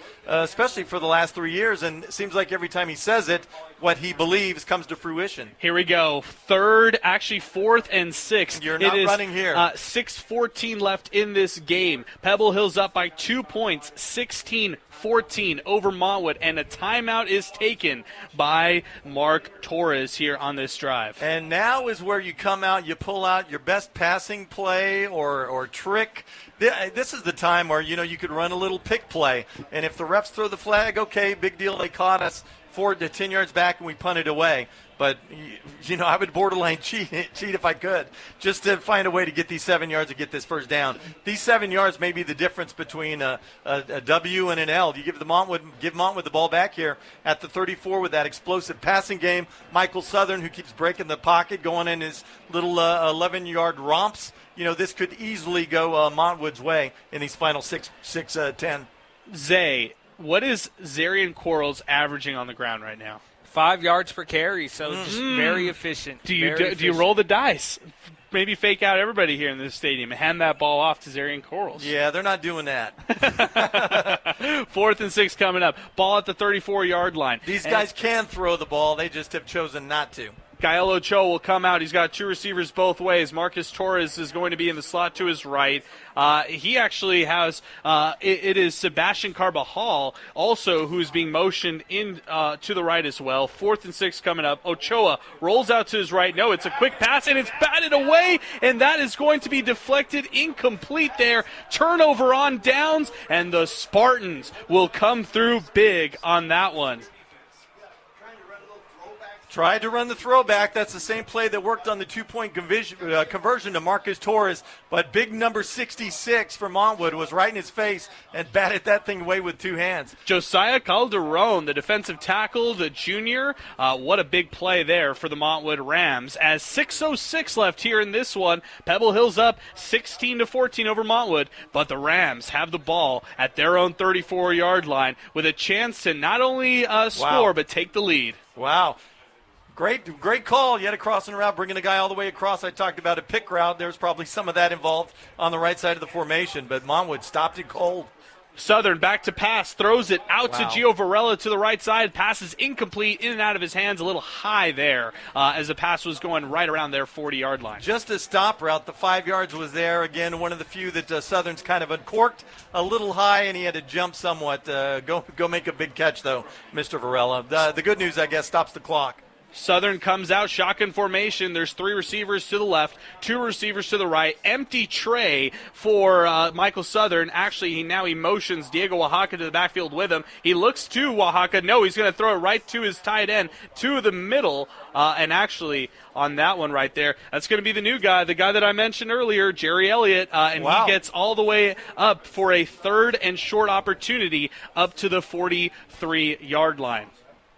3rd and 1 coming up. Under 6 to go in this game. Montwood down by 2 points here as they continue. And they look here on this 3rd down for the play call here. And Elliott, Zay, is that his 3rd catch on the night so far? Second, 2 receptions for 23 yards. 3rd and short. Southern comes out, drops back to pass. His pass to his running back is dropped, and that is Eldar Arribas, who is coming in for the injured Isaiah Claudio here. 4th and short coming up. What do you do here, Paul? And just a little flare pass. Well, I think what you could have done on 3rd and 1, but you don't have a run. You don't have your best running back. You've had trouble running the ball all night. So what do you have to do? They try and throw a flare pass, and they miss connections again to your backup running back.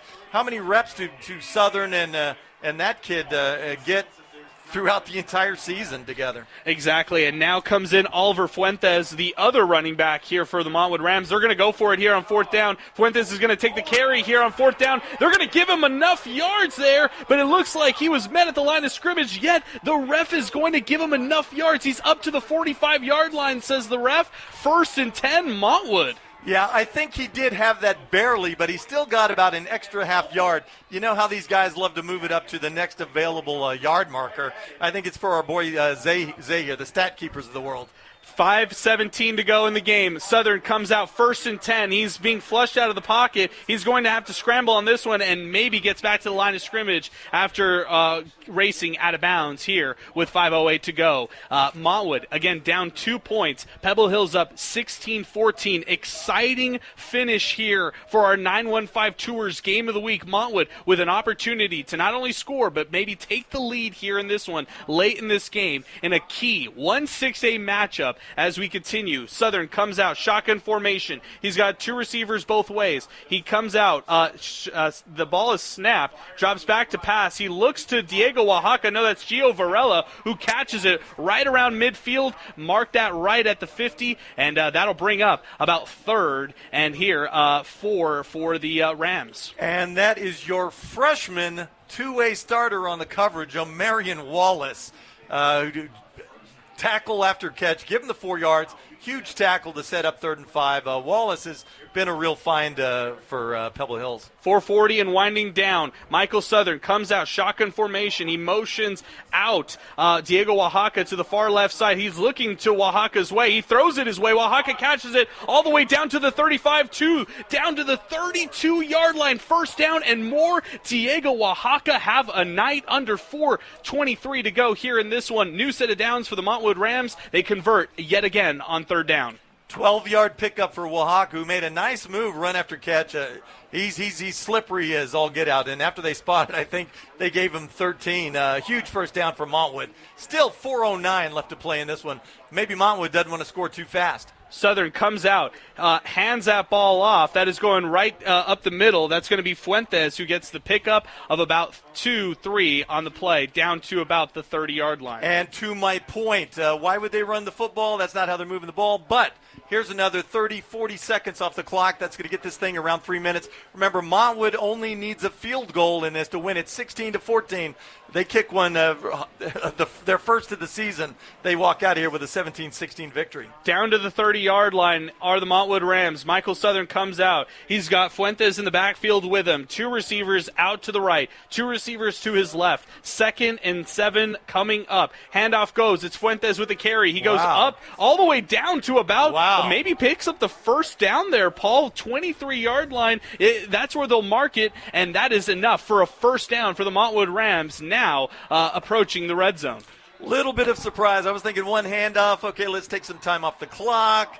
But 2 in a row surprised me. Fuentes comes from good bloodlines. As we said, Max Fuentes, he was a really nice receiver for Montwood a year ago, got injured late in the year. As I said, Jeremiah Steeb took his place late in the last month of the season. Timeout on the field. Zay, we're going to you. Stats for both teams. Let's run it down. Yeah, we're talking about, Montwood not being able to get much on the ground, but Fuentes, he's been their best option, running back-wise. Obviously, Southern, 10 attempts for 83 yards, 5 rushes, 17 yards for Fuentes, which is the best out of Claudio and Adidas, and then, of course, Fuentes himself. So, give us a little bit in the passing game as well in this one. Just totals for Montwood, what we're seeing so far. Yeah, in total, Michael Southern has thrown for 188 yards, and his favorite guy has been Diego Oaxaca all day. 11 receptions, 106 yards, wow. And it seems like he's open in almost every play. One of the players of the night. No Claudio for Montwood. That's impressive. It makes you wonder going forward, depending on when they're able to get him back. I don't know how often they practice going empty sets. As many nice receivers as they have, that might be Montwood's plan of attack next week when Eastwood comes around. Fuentes gets the carry on 1st and 10 down to the 23-yard line. Maybe gets 3 or 4 on the carry. That'll bring up about 2nd and 7 down to the 20-yard line. And you got to wonder when Pebble starts to burn their timeouts. So a lot of time coming off the clock. Again, a mostly running team. You would think they would need more than under 2 minutes to traverse the field and score any points should they need to. 2:37 to go here in this one. Pebble Hill's up 16-14 over Montwood. We will take you up to the end of this game, and then we will wrap things up here for Football Friday night out here at our 915 Tours Game of the Week. Michael Southern comes out. He's got 3 receivers to his right. He motions out Diego Oaxaca far right. He's got 1 running back in the backfield with him. That is Fuentes. He drops back to pass 3-step drop on 2nd and 7. He's rolling out to his right. He's going to scramble again. He picks up a good amount, and he gets all the way down to about 12. The 11. Yeah, call it the 12-yard line right there. First down. Another first down for the Montwood Rams. Approaching 2 minutes to go here in this one. Pebble Hill's up 16-14 over Montwood. Exciting finish out of 6A football coming up here as we continue. Mike Southern is going to sleep well tonight. For the record, after that last 3-yard gain, I would have burned a timeout. Pebble chose not to. Now, 1st and 10 from the 13. They're going to have to start blowing them right now. Michael Southern hands that ball off. Fuentes gets the pickup. Pickup is about 4 yards down to the 9-yard line. Now that'll bring up 2nd and about 6 to go here for the Rams. And a timeout has been taken by the Spartans. 1:46 to go here. Spartans lead 16-14 over the Rams. Montwood knocking on the door down to the 9-yard line. But again, here's your dilemma. Montwood obviously now playing for a field goal. Running the ball, let's get their timeouts. Let's chisel the clock down. Let's say Pebble uses their timeouts. They'll get the ball back with maybe a minute and a half left. But the big question is, your field goal kicker is Joaquin Roman, who was 0 for 2 on field goals coming into this contest, and he missed a 25-yard chip shot in the first half. When these guys could have walked out with a 10-8 lead going to the locker room, they did not. So you are playing to bring that junior back onto the field to kick a pressure-packed to stay undefeated in the district and go up against undefeated Eastwood next Thursday right here for the win. I think at some point maybe they pull some kind of trick and try and score a touchdown here. 2nd and 6. Michael Southern comes out, shotgun formation. Fuentes in the backfield with him. He hands the ball off to him. He slips right at the line of scrimmage, and that will be a loss of 1 on the play. Actually, they're just going to say no gain on the play. That'll bring up 3rd down at the 9-yard line, and Montwood facing this one 3rd and 6. Still, timeout is called by the Pebble Hill Spartans. Immediately, and he had help slipping on that one. Jose Alathaba, the outside linebacker, just came right down the line and dove at the back of his feet, and boy, he got it. Huge play, 3rd down and 8. Ball's at the 10. We're talking about a 27-yard field goal. Actually, the ball's just outside the 9-yard line. Currently on the left hash. 27-yard field goal, by the way, let me remind you, field goal near the end of the first half. 25 yards from the left hash, and it was wide left. Let me ask you this, Paul. Do you try to throw it to the back of the end zone? Do you try to score here? Yeah, I think you're not playing the last timeout for Pebble is not all important. If you have confidence in your field goal kicker Yeah, absolutely. I think for sure play fake. Southern rolls the pocket. Maybe they drag Oaxaca all the way across the field again and try and score a touchdown. Southern comes out, third down, 6 to go. It's a fade route to Oaxaca. They throw it up to him. Pass is incomplete. Dangerous. That'll bring up fourth down. And, hey, that could have been picked off right there. We could have been talking about game over if that one stood for the Rams. The offense is staying on the field right now, Paul. Fourth down here, 4th and 7 for the Montwood Rams. No. They are at the 9-yard line here. What do they do here? Kick the field goal, or do they try to go for it? And win this? Maybe the play clock runs down. Nothing's coming off the game clock, but you can't go for this 4th and 7. 1:36 to go in this one. Spartans up 16-14 over the Rams. Michael Southern comes out, shotgun formation, 2 receivers both ways. They are going for it. Southern rolls out to his right. He has a running back. Oh, he's man open, and he is sacked in the backfield instead of getting the pass off. The Spartans look like they are going to hang on and win this one. What a big sack. What a huge play there by that Pebble Hills defense, which has come up so big, so much this season. And back-to-back plays, Jose Olathaba, again coming off the defense's right side, off the left tackle, and just ran him down behind. I think that's a mistake. Even if you don't have great confidence in your kicker, he can kick it 27 yards. There's a chance that it actually goes through those 2 big metal pipes in the back of the end zone. 4th and 7, which, again, begs my question. If you weren't going to kick the field goal in the first place, why are you running the ball and taking their timeouts on 1st down and 2nd down? You might as well open it up and throw the football. Use what got you down the field. Again, Southern running the ball and trying to find his receivers. I think you outsmarted yourself? What an entertaining finish. As Zarian Quarles gets the carry here on 1st down at the he goes up to the 20-yard line. They'll face 2nd and about 8 here. The Spartans will. Timeout immediately by the Rams. They have 2 more timeouts here. Theoretically, they can get the ball back if they were to stop the Spartans here on this drive. Zay, I'll go back to you. Yards per attempt for the Spartans as a team. What are they averaging right here on the ground? Yeah, as a team, they're averaging 5 yards per carry, so it's just been a dominant day up front for that offensive line, and Gael Ochoa and, of course, Zarian Quarles are really hitting those holes really hard. So, hey, Paul, I'm no mathematician, but you run a couple of those, and this game is over. But as you said it properly. Montwood still has their timeouts. If they get the stop here, they're still going to get the ball maybe at their 40-yard line. They are a team that can throw the football. And Michael Southern, when he scrambles, he's been able to pick up 11 yards per chunk. You just always got to go past the sticks and get the temporary clock stoppage as they move the chains. I still can't believe they didn't try and kick the field goal, though. Ochoa comes out 2nd and 7. He is going to fake the handoff off the jet sweep, take it himself, goes all the way up to about the 26-yard line. That might be enough for 1st down there. Yeah, the way they spot things, he's actually a couple of yards short. But as I said, our officials have been spotting the ball up all night. And case in point, it's 3rd and 1 when it probably really 3rd and 2 when he went down. Montwood burns their timeout, and here's the game right here. 3rd down and call it an even yard. You know what? I got to give a lot of credit to this Pebble Hills defense. Think about it. The short field that the onside kick did not. The Montwood Rams could not capitalize on that one right away. Then you talk about the fake punt and how they were able to clamp down there. This Pebble Hills defense has stepped up when they needed it the most. Yeah, to a point, but that was still the Montwood offense that just drove this entire field and took about 5 minutes on the clock and took it all the way down to the 10-yard line and had a chance to attempt a 27-yard field goal to take the lead with about a minute and a half left in the contest, and Pebble Hills with next to no timeouts. My only point on that whole thing is, if you weren't going to try and kick the field goal in the first place, why are you running the ball and trying to take their timeouts? Yeah. You might as well spread it out and throw the darn thing. They come out in the jumbo set package. It looks like Gael Ochoa is going to be stuffed at the line of scrimmage. We'll see where this one is spotted. And he got late surge around the left side. I bet he got it. But I tell you something else, even if they didn't, these guys would go for it on 4th down.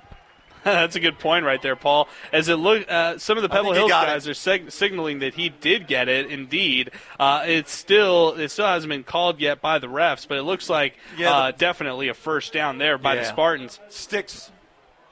They're going to measure this one right here. If it is a first down here, they can get in victory formation. 1:13 to go here. Spartans up 16-14 over the Montwood Rams here, trying to hang on to this lead. Let me take back what I said. The ball's at the 27, just at the 27. The stick is, I was looking at the down marker where the sticks are, is actually a little closer to the 28.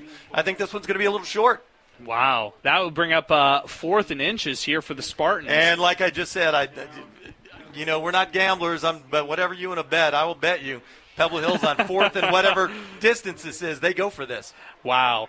This has been such an entertaining game back and forth. It feels like a chess match between both teams. You got to love 6A this year. You really do. It's an absolute gauntlet, and every loss piles up here. The Spartans cannot afford another loss under their belt. Not saying they're out of the playoff picture, but then it becomes that much more of an uphill battle for them, as this one is an absolute must-win for them. Up by 2 points here with a minute 13 to go. Man, they're taking their time on this spot here, Paul. They want to see what's going on here. 4th down has been signaled by the digital marker, and I think that's what it's going to be. 4th and inches here for the Spartans. What do they do here? You know what they do. Well, the thing we just saw, we're going to see that again. I don't think there's any way in this world they're going to punt this football away. With 1:13 left on the clock and a Montwood offense that's wide open and can throw it, and a receiver in Caleb Alvarez who hasn't done, I think he has one catch. It was a 13-yard hitch route for a 3rd down conversion on the first drive of this contest, but he hasn't had a sniff of the football, I think, ever since. Both teams back onto the field. 4th down coming up. And let's see what happens once the Spartans group breaks in their huddle. You know they're going to go fast whenever they break and whatever they end up doing. And Gael Ochoa is on the field, exactly what we were talking about earlier. Let's see what happens here as the play call is in. Gael Ochoa's here. It's that jumbo formation. They're just trying to get 1 single inch. And did they get it or did they not? The ball is... Second surge. Let's see where they mark this one. That's just going to be the bottom line, where they end up marking it. And it looks like they're going to give them the first down here. Yeah, on the initial surge, again, he was behind the line of scrimmage, but bounced it to the left side and actually got a couple of yards all the way up to the 29-yard line. First and game for the Pebble Hill Spartans. Clock will run, and this one, and they are getting in victory formation. This one is just about over. The Pebble Hill Spartans will get the victory, and what a game it was here for both squads. And, when you look at the Pebble Hill Spartans, they have a key district matchup next week against the Franklin Cougars. What a matchup that'll be right there for that Pebble Hills team. And, winning tonight just throws an extra wrench in 6A play. When it's all said and done, they will improve to 6-2 on the season, 4-2 on the year in District 1 6A play. And for the Montwood Rams, getting their first district loss of the season. First loss after 4 straight victories for the Montwood Rams, which is really impressive right there. No one's going to hear you there, Paul. I got to get you back on here. Yeah, I thrash around. I don't usually talk with my hands, but, man, this is the day. A little bit of intrigue down on the field, and in sportsmanlike conduct penalty, Pebble Hills won the game, and they knew they won it, and apparently they told somebody they won it. So 15 yards back, stops the clock with 54 seconds left in the contest. Montwood, they've burned all their timeouts. Like, you have better eyes. No just timeouts left. No timeouts, 54 seconds left. This one's yard all line over. Doesn't matter. Kneel down twice, and this one's done. Huge win for Pebble Hills. On the other side for the Montwood Rams, they will now fall here on the season 4-1 in district play. And when you look at this Montwood team right now, they're going to wonder what if on a lot of different plays when they had opportunities galore. And I guess none more glaring than the opportunity to kick a field goal and try to win the game. Well, in fact, there was even more than that. Mistakes for sure. Don't forget the fumble on the 10-yard line. Flat route, and was it Claudio got blown up, and Pebble Hills recovers, and then the missed field goal at the end of the first half. That's more points. The 25-yarder that was wide left, and I would even add in the 27-yard attempt, again from the left hash. You would have had from the kid Roman, who would have had a chance to make his first field goal in 4 tries. We know he has the leg to get it that far. maybe it's just Providence, whether it sneaks between the pipes or not. I still think, it's the last time I say it, I swear, that you got to take the chance that ball finds a way between the pipes with a minute and, 14 seconds left. I think Montwood had a chance to walk away with a win in this one. And that is a final here at the SISD Student Activities Complex. The Pebble Hill Spartans hang on and defeat the Montwood Rams 16-14 here in our 915 Tours Game of the Week. We'll wrap things up next. Let's take a quick break as you're listening to Football Friday Night right here on 600 ESPN El Paso.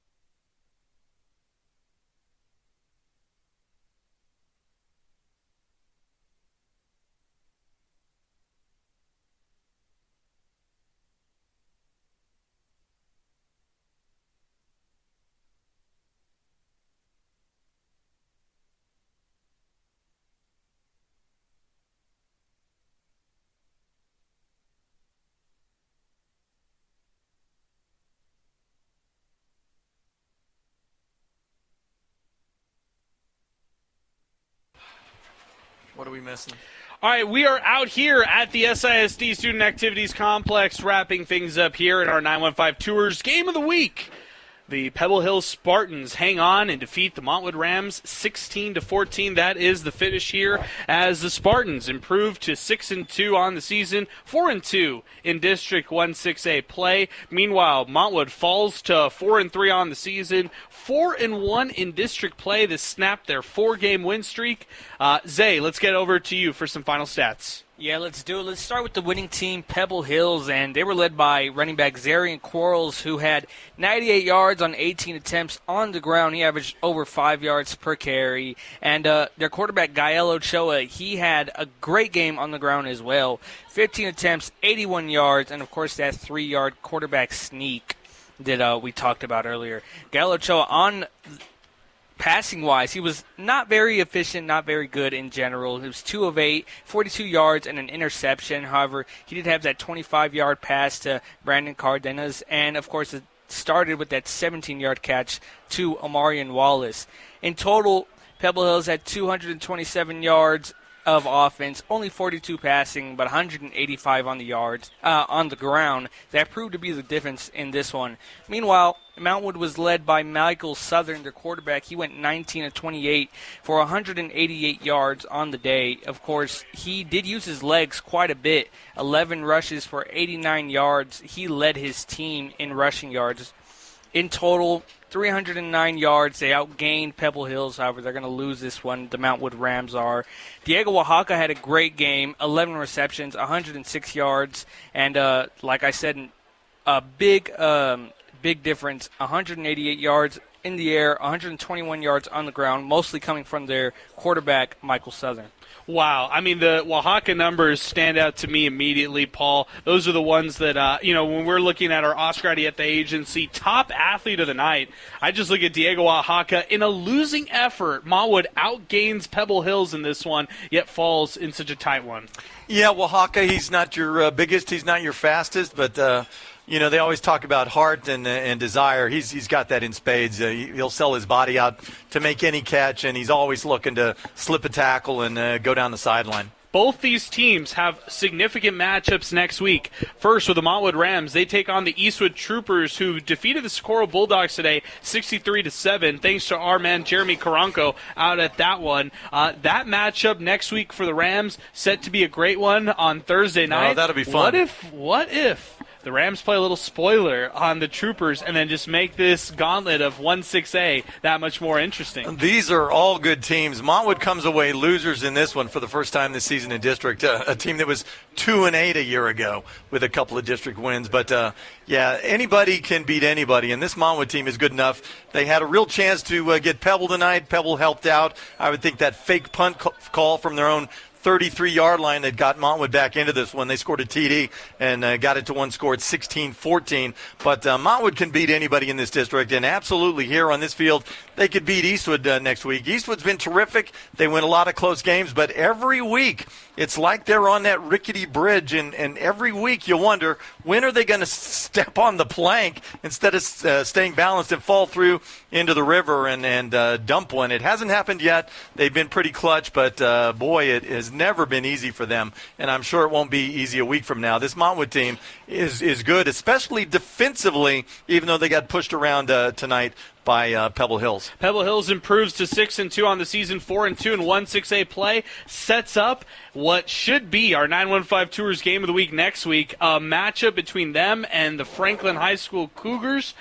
Or are we talking about Canutillo Chapin as the game of the week next week? Yeah, there's what a one. great slate. There's one more out there. Bel Air traveling to Parkland for runners-up status behind that juggernaut Del Valle in District 1-5A. Very good one right there. Hey, for that Franklin-Pebble Hills matchup right there, worth it to note, Darren Walker, head coach at Franklin, he had Mark Torres as his offensive coordinator with him at Franklin. Torres leaves Franklin to take the head coaching job here at Pebble Hills. Yeah, how's that worked out? And it's worked out pretty nicely. Yeah, I'd say that moving over from Franklin, taking over this Pebble Hills program, he wants to get back to the playoffs this year with this Spartans group. And a new toy today for the Franklin Cougars. Aiden Miller, a nice-looking receiver. They have been dying for receivers. They've gone down one after another. Their top 4 receivers all inactive on the injured list. Aiden Miller, a pleasurable respite, I would think, for Darren Walker. Had a big game, actually ran a skinny for about a 22-yard score at the end of that one. Put the final points on in that 42-point offensive for Franklin tonight. Big shout-out to the 915 Football Greater El Paso Football Showcase. The senior football players have to have their SAT, ACT results submitted by December 1st to be eligible for Combine and the game. Go to 915showcase.com, check out their their social media to see weekly top 5 performers, scores, stats of teams and players, and much, much more. That's the Greater El Paso Football Showcase, a great sponsor for us here on Football Friday Night. Also want to give a big shout out to the Oscar Arrieta Agency. They bring us our top athlete of the game each and every game. That is Diego Oaxaca in a losing effort, playing really well for the Montwood Rams tonight, over 100 receiving yards for Montwood in this matchup. Also want to give one last thank you to 915 Tours sponsoring our game of the week. 915 Tours, we mentioned this earlier, we'll mention it again. They still have tickets on their bus that goes from El Paso to Dallas. You can get round-trip travel to the next Dallas Cowboys home game.